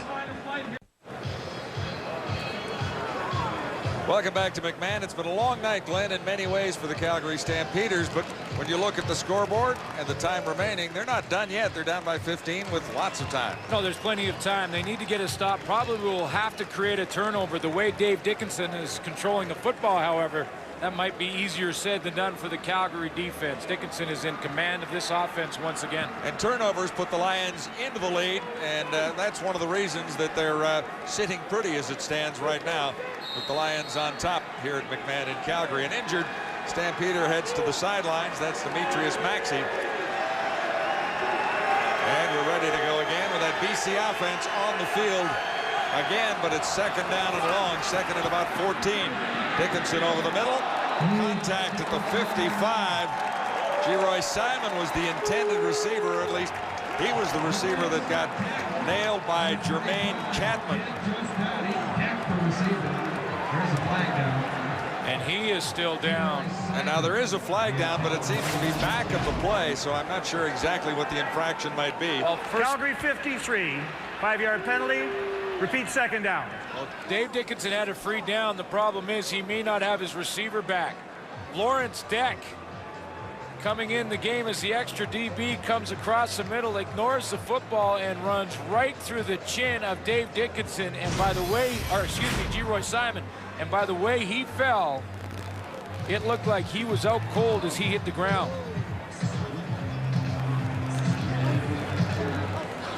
Injury on the turf at McMahon, another timeout called. It's Wendy's Friday Night Football from Calgary.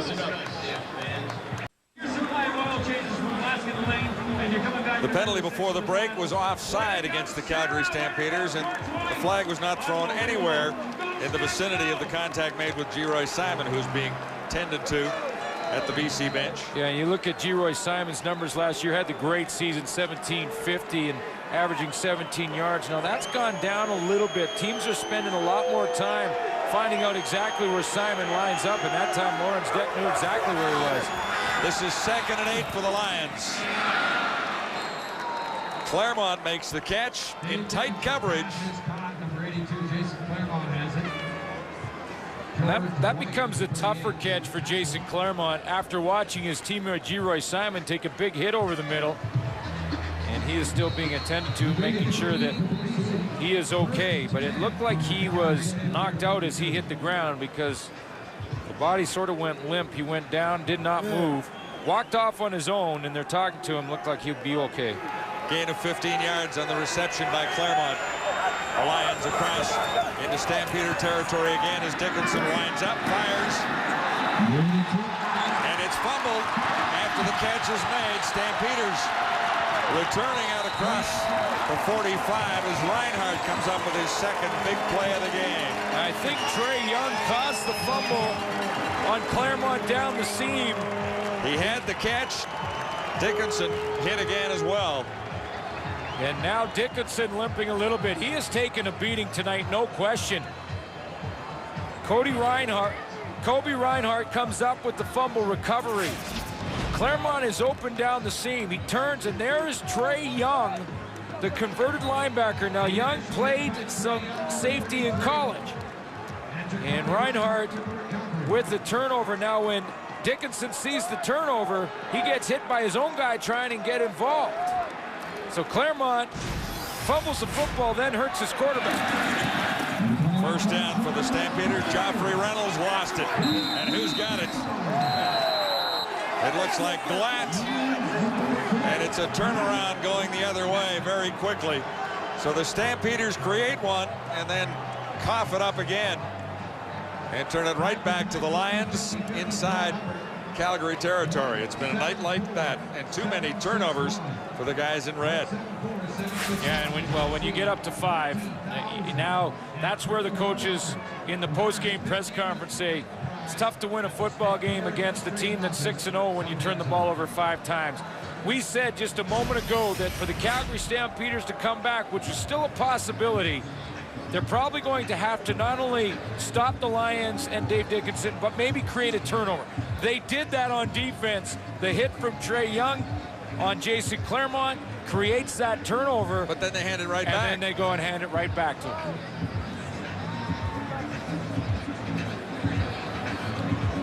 But those are the stories they tell of teams in transition, and that's what the Stampeders are. A team trying to turn it around after 4 disastrous seasons. You see how hard that hits Joffrey Reynolds. I mean, no one's hurting more right now than Joffrey Reynolds because he knows the magnitude of that fumble. Of all the turnovers tonight, that one may hurt the most simply because that momentum, when you have a chance to come back, there's still plenty of time in the 4th right now, but that momentum on the turnover from Claremont, and you can see Joffrey Reynolds is feeling the pain because that one hurts him. Dickinson out there once again with the Lions offense. Just inside the 45. Nice fake. Dickinson takes another hit. Almost intercepted at the 20-yard line. Yeah, and there you go. That's Jason Chapman. That's Jason Claremont, though, after being hit and fumbling the football. This time he forces the fumble on Jermaine Chapman, and Jason Claremont becomes defensive back. Claremont is going all the way across the field. Dave Dickinson tries to lead him to it. There's Claremont up at the top. He's going all the way across. Dickinson's going to lead him to it as he's being hit. Now Claremont realizes this is intercepted, and look at the blow he throws on Jermaine Chapman.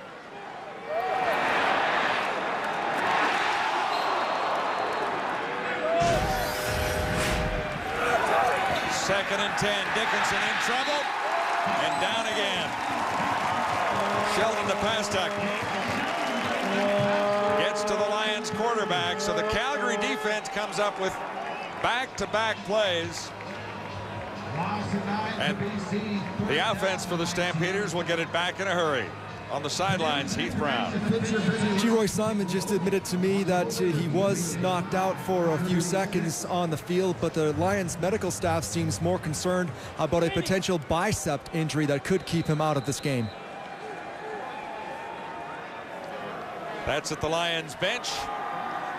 Jermaine Chapman back for the Stampeders, standing at the 10. This is a pretty good kick, and Chapman won't have a play on it.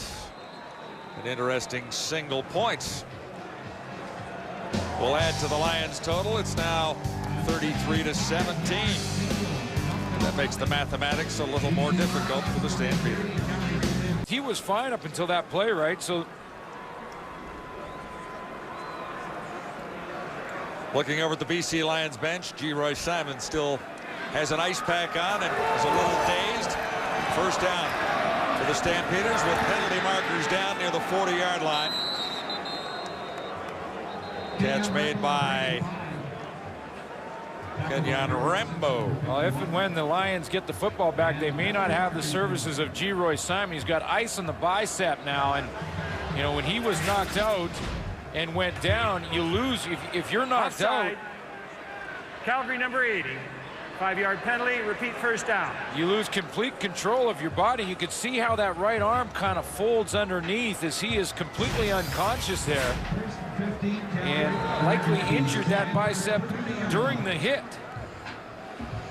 And now they say he's okay, like his head's okay from being knocked out, but maybe the bicep keeps him out. We'll have to keep a close eye and see if G-Roy Simon returns. Copeland was offside. It's a 5-yard penalty, 1st and 15 Stampeders.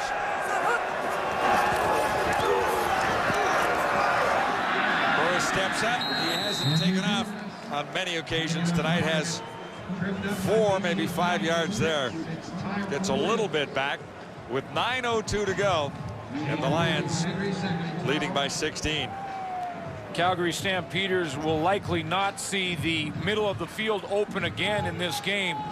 Twice now Baron Miles left the middle, came up from the safety spot, and twice Tom Higgins' squad took advantage of it. You won't likely see that again the rest of this game. You're gonna have to move the ball down the field another way. 2nd and 11. Burris with time, and he missed. Harris was the intended receiver. And Ryan Phillips for the BC Lions cuts underneath that one, and that caused Henry Burris to adjust his throw on the fly. Phillips has been a nice surprise, I think, for Wally Buono in this secondary. He knew what he had with Dante Marsh and Sam Young, or the way I like to call him, the law firm of Marsh and Young. On the corners, he knew what he had in Baron Miles and Mark Washington. He wasn't sure on Ryan Phillips. Well, Ryan Phillips has an interception tonight and did a nice job on that play.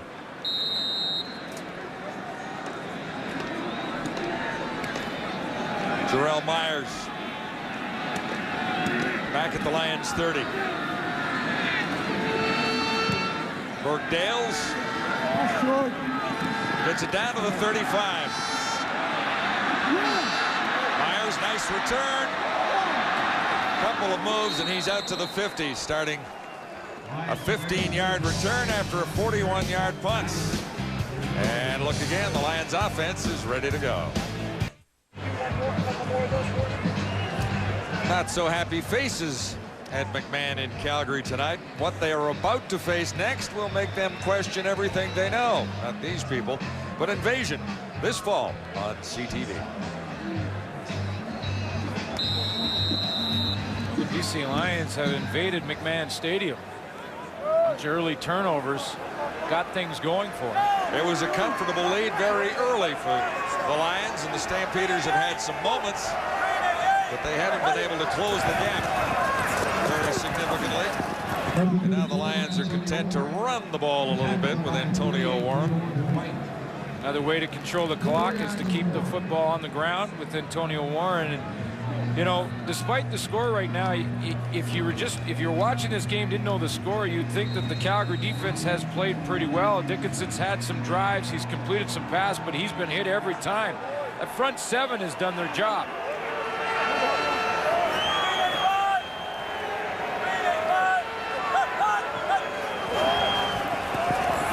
Dickinson will put it up on 2nd and 5. They'll get a first down at the 40-yard line. Jarrell Myers making the catch, and John Grace was on his backside. Well, Jarrell Myers may get a few more looks from Dave Dickinson with G-Roy Simon on the sideline. Remember, this is what happened 2 weeks ago. Ryan Thelwell stepped up in that case, but maybe it's Myers' turn. 15-yard gain. Now it looks like G-Roy might be getting ready. He's getting the gloves there and taking a look.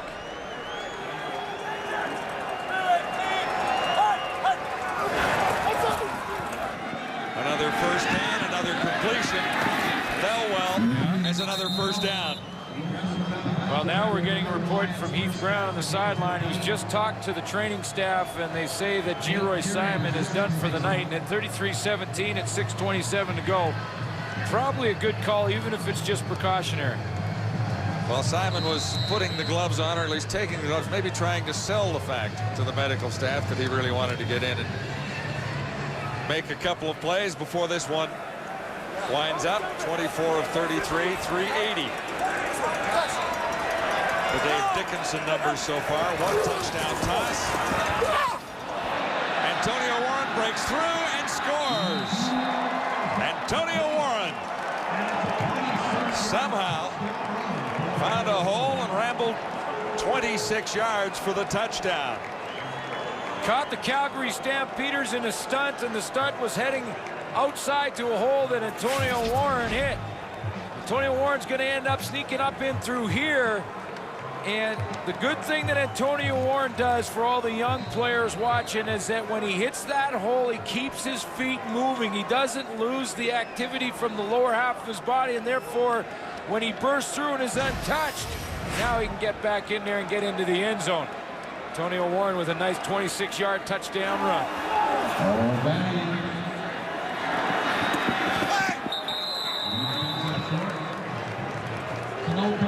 Another special teams problem for the Calgary Stampeders. For the Lions, I should say. The kicking game has not worked all that effectively tonight. 5:41 to go. Antonio Warren celebrating another touchdown, and when you look at this one more time, it's almost like he submarines through that line. He keeps it nice and low. Well, he has to get his pads low initially because he's hitting the line of scrimmage where the big guys line up. So he gets the pads low, but he keeps his head up and his legs churning. So when he gets through there and is untouched, those legs take him into the secondary, and then that's too late by then when the Lions had the good field position. About 8-9 tackle break, you know what I'm saying? What up, mama? I know you watching me go at the crib. I see you see me shining. Shot, what's up, boy? Told you I throw it up to you. Yeah. Everyone's saying hi to their moms tonight. It's nice. Well, a lot of the players know that lots of fans are looking in south of the border these days on Canadian football. The CFL beamed around the world to our forces in various sectors these days. So a lot of people getting an opportunity to watch this game tonight and many more in Canadian football this year.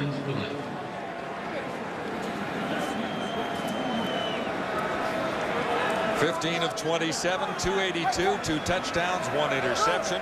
That's the log on Henry Burris so far.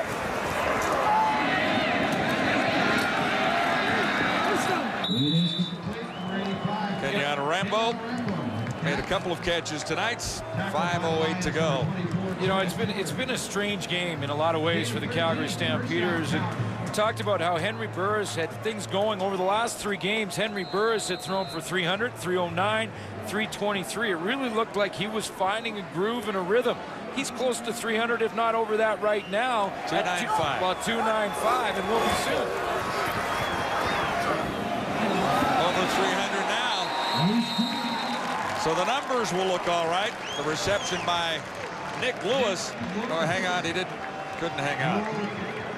Well, this time Baron Miles was in the middle of the field, and this time Henry Burris couldn't move him out of the middle of the field, and it's Baron Miles that gets over. See, Burris locks in to Nick Lewis there, and here comes Baron Miles from the middle, and pow, right there in the back. Ball bounces. Nick Lewis ends up rolling over on it, but incomplete thanks to Baron Miles. 2nd and 10, Burris. Sidearm. Now he's over 300. At the 40, Jermaine Copeland making the catch there. Well, that's what I'm saying is, you know, strange game for the Calgary Stampeders, who still have time. Well, it's a long way back, but Calgary Stampeders with Burris over 300 now for the last 4 games, and yet all those turnovers early just putting them in a hole that it's going to be tough, very tough to crawl out of with 3 minutes left, 3:50 left. Burris at 321 in passing.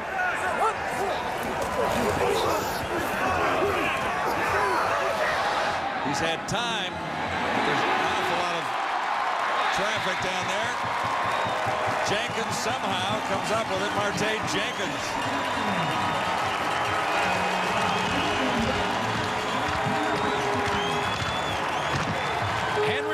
Burris extends the down long enough for Marte Jenkins to get out there and crawl down the sidelines. Marte Jenkins starts as the inside receiver and then will work his way right down the sideline and get outside. But it's because Henry Burris buys himself some time. That's just called a wheel route. You go down and out to the sideline, then right down towards the end zone. Baron Miles couldn't get there from the middle in time. But Henry Burris extends the play by getting outside and allowing Marte Jenkins to get there. Backing into the end zone. So 39-24 on the scoreboard. Ed McMahon. Stampeders' next game on TSN next Thursday as they travel to Montreal to take on the Alouettes, 7 o'clock Eastern Time Thursday. Next, the Stampeders and the Alouettes on Wendy's CFL Live. Boy, defensive backs, you know, that's one of the toughest situations when a defensive back has to cover that long. When a quarterback extends the play by moving around in the pocket and using his legs, and so many quarterbacks do it so well in the Canadian Football League. Dickinson has done it very well tonight as well. It almost puts you in a bind that you can't win as a defensive back, and Marte Jenkins takes advantage. Now, Calgary Stampeders will go for the onside kick, I'm sure. At least line up in it and force the BC Lions to put on their what's called the hands team to receive the onside kick attempt.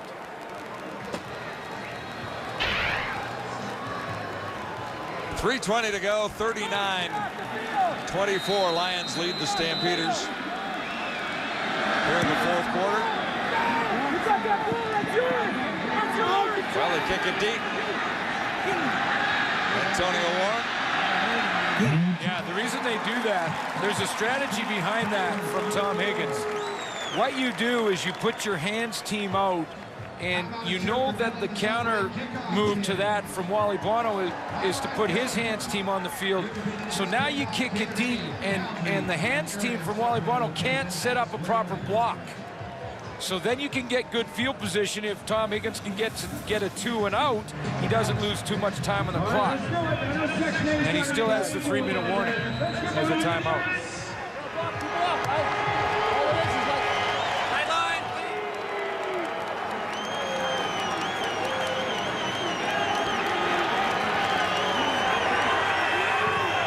Begin inside the 15. Dickinson far side, strike over there, and first down territory on the reception by Jarrell Myers.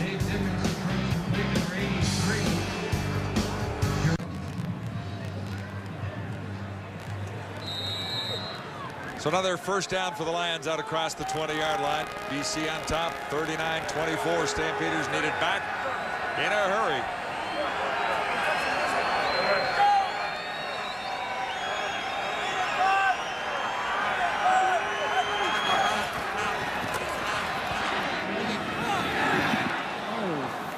Dickinson makes the connection to Jarrell Myers, and it'll be in that first down territory. Malbrough making the tackle. Glenn's Gladiator brought to you by the Keg Steakhouse and Bar. Great steaks, good friends. See you tonight. The Keg. Oftentimes the Gladiator is someone in the trenches, someone that's done a good job of playing aggressive football and being the hammer. And sometimes it's just perseverance. Dave Dickinson has been pounded tonight and continues to deliver. Well, he's been in the trenches tonight. He has been. And, you know, you remember when you were a kid and that everyone had one, I think. When you were a kid and you had that blow-up punching bag deal, and I can't remember his name, but it had the big bozo nose. And the thing is, you hit the bag and it went down, but it was weighted at the bottom, so it came right back up. Right? You remember that guy? I remember that. Yeah, everyone had one. Dave Dickens has been like that tonight. He's been that guy that every time he's been hit, he just bounced back up and completes a pass. Sometimes he's completing passes while he's been hit, and because of all of that and his perseverance tonight, the battering ram becomes the Gladiator because he's close to, if not over 400 again. Time ticks down on the Stampeders. 2:25 to go. This is second down and 11 for the Lions. Dave Dickinson, John, at 393 right now, and he's been hit almost that many times. I started counting them on, with my finger, 1, 2, and then I ran out of fingers and toes the amount of times he's been hit. He's taken some pretty good ones. And he's run the ball a couple of times for first downs to keep a drive alive. That was in the first half. It took some punishing hits there.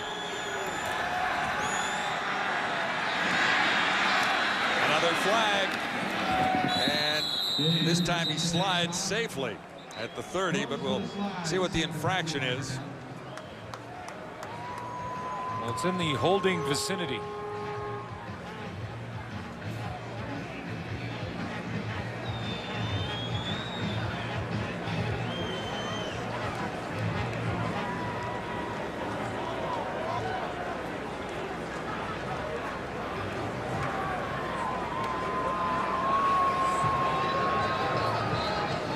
.393 yards passing.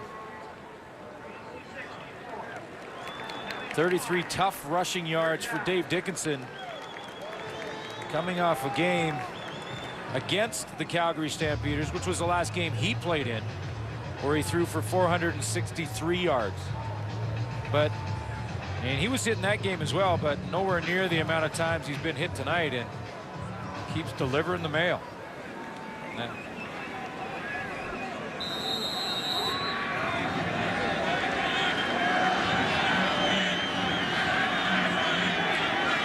Stamps will get the ball back, and there is time. They need a couple of quick scores and a 2-point convert as well. Huge return would really help the Stampeders out here. Trailing 39-24. O'Mahony gets behind this one.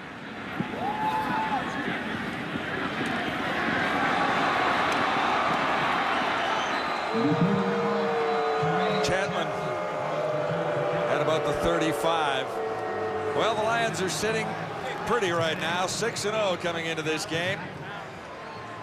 But a perfect season, well, one wonders about that. It is virtually impossible, many believe. You got to remember, our rosters are so small. Injuries play such a big role in this game. Travel is just huge in the Canadian Football League, and you're not working on 7-day weeks. And it's been done in the NFL, which shows you that it is possible, but just like down there, it's really would require a lot of good breaks and a lot of luck, and I don't really think it should be talked about till you're getting into that 14, 15-year-old. Well, they're getting very close to 7-0. Stampeders of 48 had a perfect season. You don't remember that one, do you? A little before my time. Before mine, too, actually. You know, we've talked about it before because of some of the starts that the Montreal Alouettes have had over the last few years. Edmonton in 55 started the season 10-0. Calgary in the 1993 season 10-0 under Wally Buono. So, it's just awfully difficult in this game. As Dickinson points out, I mean, you've got the injury factor. You've got weeks that are a little difficult as far as preparation is concerned. It's almost impossible. It really is. And the BC Lions, to their credit, have not talked about it. And that's probably the first time you've heard any player say it, and that's because we asked them. But they won't talk about it because it's so early. Stampeders with a last gasp here and a dropped pass there. Kenyon Rambo. That was a big one, man. You talked about the Calgary. They still have a chance at 1:33 left in the game, but they needed a quick strike. Almost had it there. So the game story as it looks right now, brought to you by Sport Check, the power of sport. That first half was almost an insurmountable lead to come back from for the Calgary Stampeders. Warren has been the finisher for BC. They've got some good field position off those turnovers. Brent Ralph has made several key catches tonight for the Calgary Stampeders. He's their 6th receiver. We talked about him earlier. A 6th-round draft choice out of the University of Alberta this year, and the kid made the team. I like his presence of mind when he runs the football. This has a purpose to what he does. He's a good route runner and got out of bounds quickly to give his team a chance. 39-24, 1:24 on the scoreboard clock. The penalty flag down as Burris overthrows the target. Brady Jermaine Copeland, the intended receiver. And the flag down. Well, now, if the Calgary Stampeders can punch this in somehow, Tom Higgins definitely goes for the onside kick. He'll have no choice at that point. And then they also need another score in a two-point convert. So do you go for the two-point convert on your first touchdown or wait for it for the second touchdown try? I think you kick the single point and you go ahead and try and get it all in the last one. Offside. Calgary. Penalty is declined. It's now second down. Because if you don't get the single point the first try, it pretty much demoralizes your crew. Then you're cooked, really. Now you need two more scores, yeah.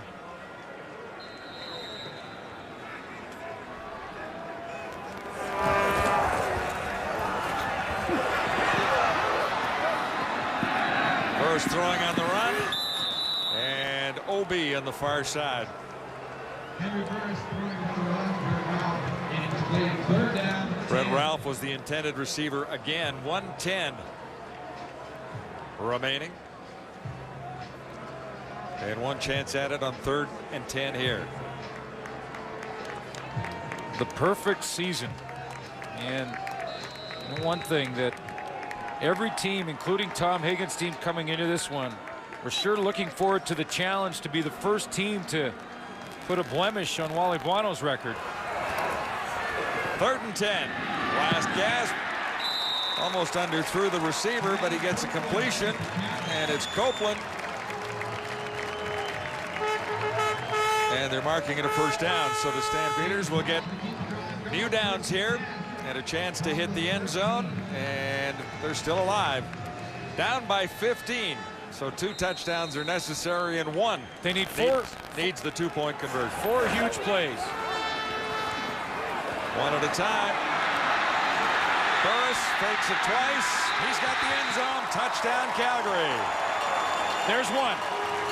Henry Burris did it himself. Looked to the end zone. Faked the pass at least twice. And then carried it himself. A 13-yard touchdown. Well, they need 4 big plays, and here comes the first one.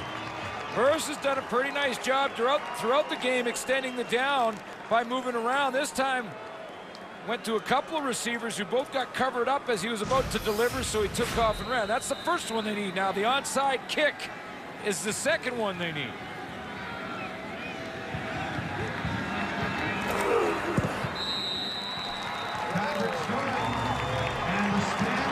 The Stamps have closed to within 8 points of the BC Lions. Now this is a play coming up that is one of the most fun to watch. It can be a bit of a kamikaze sort of routine, because the Calgary Stampeders will try and line everybody up on one side, and then they send them all down the line of scrimmage, and the first row, their job is to take out as many people as they can to allow one of those receivers to get under there and tip the ball out of bounds as they try and draw this baby up. The second one is now the BC Lions half of it. Their job in the front row is to try and pick the guys off as quickly as they can so that the receiver in behind them can catch the ball cleanly. The old onside kick, and you only practice it a little bit. Mike Benavides, the special teams player, or coach, I should say, against Craig Dickinson. And now they'll see who can win this battle. I'm going to get all the guys, so they're going to start to bunch up. And what they'll do is disguise here and then peel off to one side or the other. The Lions up front here are going to try to pick them off as they come towards the line of scrimmage. Onside kick. And the Lions have it after the Stampeders recovered. The Lions had the ball initially, but there's a roar from the stadium here that the ball might have been dropped by the Lions after BC had initial possession. No signal yet. Who's got the ball? BC. It's BC. Stampeders tried to sell it. And how close did they come to actually recovering after the Lions had possession? Calgary Stampeders hung around and hung around. Let's take another look. Two line receivers try to recover. It's on the ground now. And the Lions do get it. You can see from that replay, but the Stampeders were awfully close as Nate Terry had an opportunity. Antonio Warren's in there, and I believe it's him. It's Warren that comes up with it. So the Lions, with 45 seconds on the clock, will try and waste as much as possible. Antonio Warren, a warrior again tonight.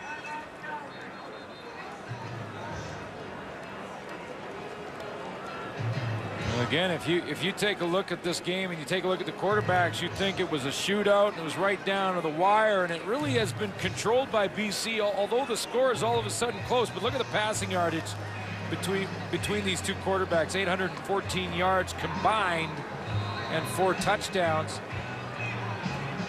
Versus a lot of that yardage late in this game to pull it close. He needs the ball back again. Take back one of those turnovers in the early going. Finish would have been a little more dramatic than this, but there's still a little bit of hope if the Stampeders can get their hands on the ball, and this will hurt it all of a sudden as Claremont makes the catch. Jason Claremont gives the Lions 3 new downs with 40 seconds on the clock. And that should do it, because now the BC Lions can kill the remaining 40 seconds. And Claremont does the right thing. Claremont's one of the toughest receivers in the game. And look how excited Dave Dickinson is about that completion to Claremont. He catches it, goes down, because he doesn't want to fumble the football. And now they can just kill the clock. All he needed was necessary yardage for the first down, and now 19 seconds remain. So the Lions will go to 7-0. And the Calgary Stampeders. John, a lot of players that have played with Dave Dickinson have talked about what kind of a leader he is, and oftentimes you lead by what you do, not necessarily what you say. Dickinson led by example tonight by taking a punishment and still delivering the mail. What a wonderful start to this season for the BC Lions. We said that in week 3, 4, 5, and now as the Lions go to 7-0 with a 39-31 victory over the Calgary Stampeders. The Stamps go to 3-4. Came down to a pretty good finish when all was said and done.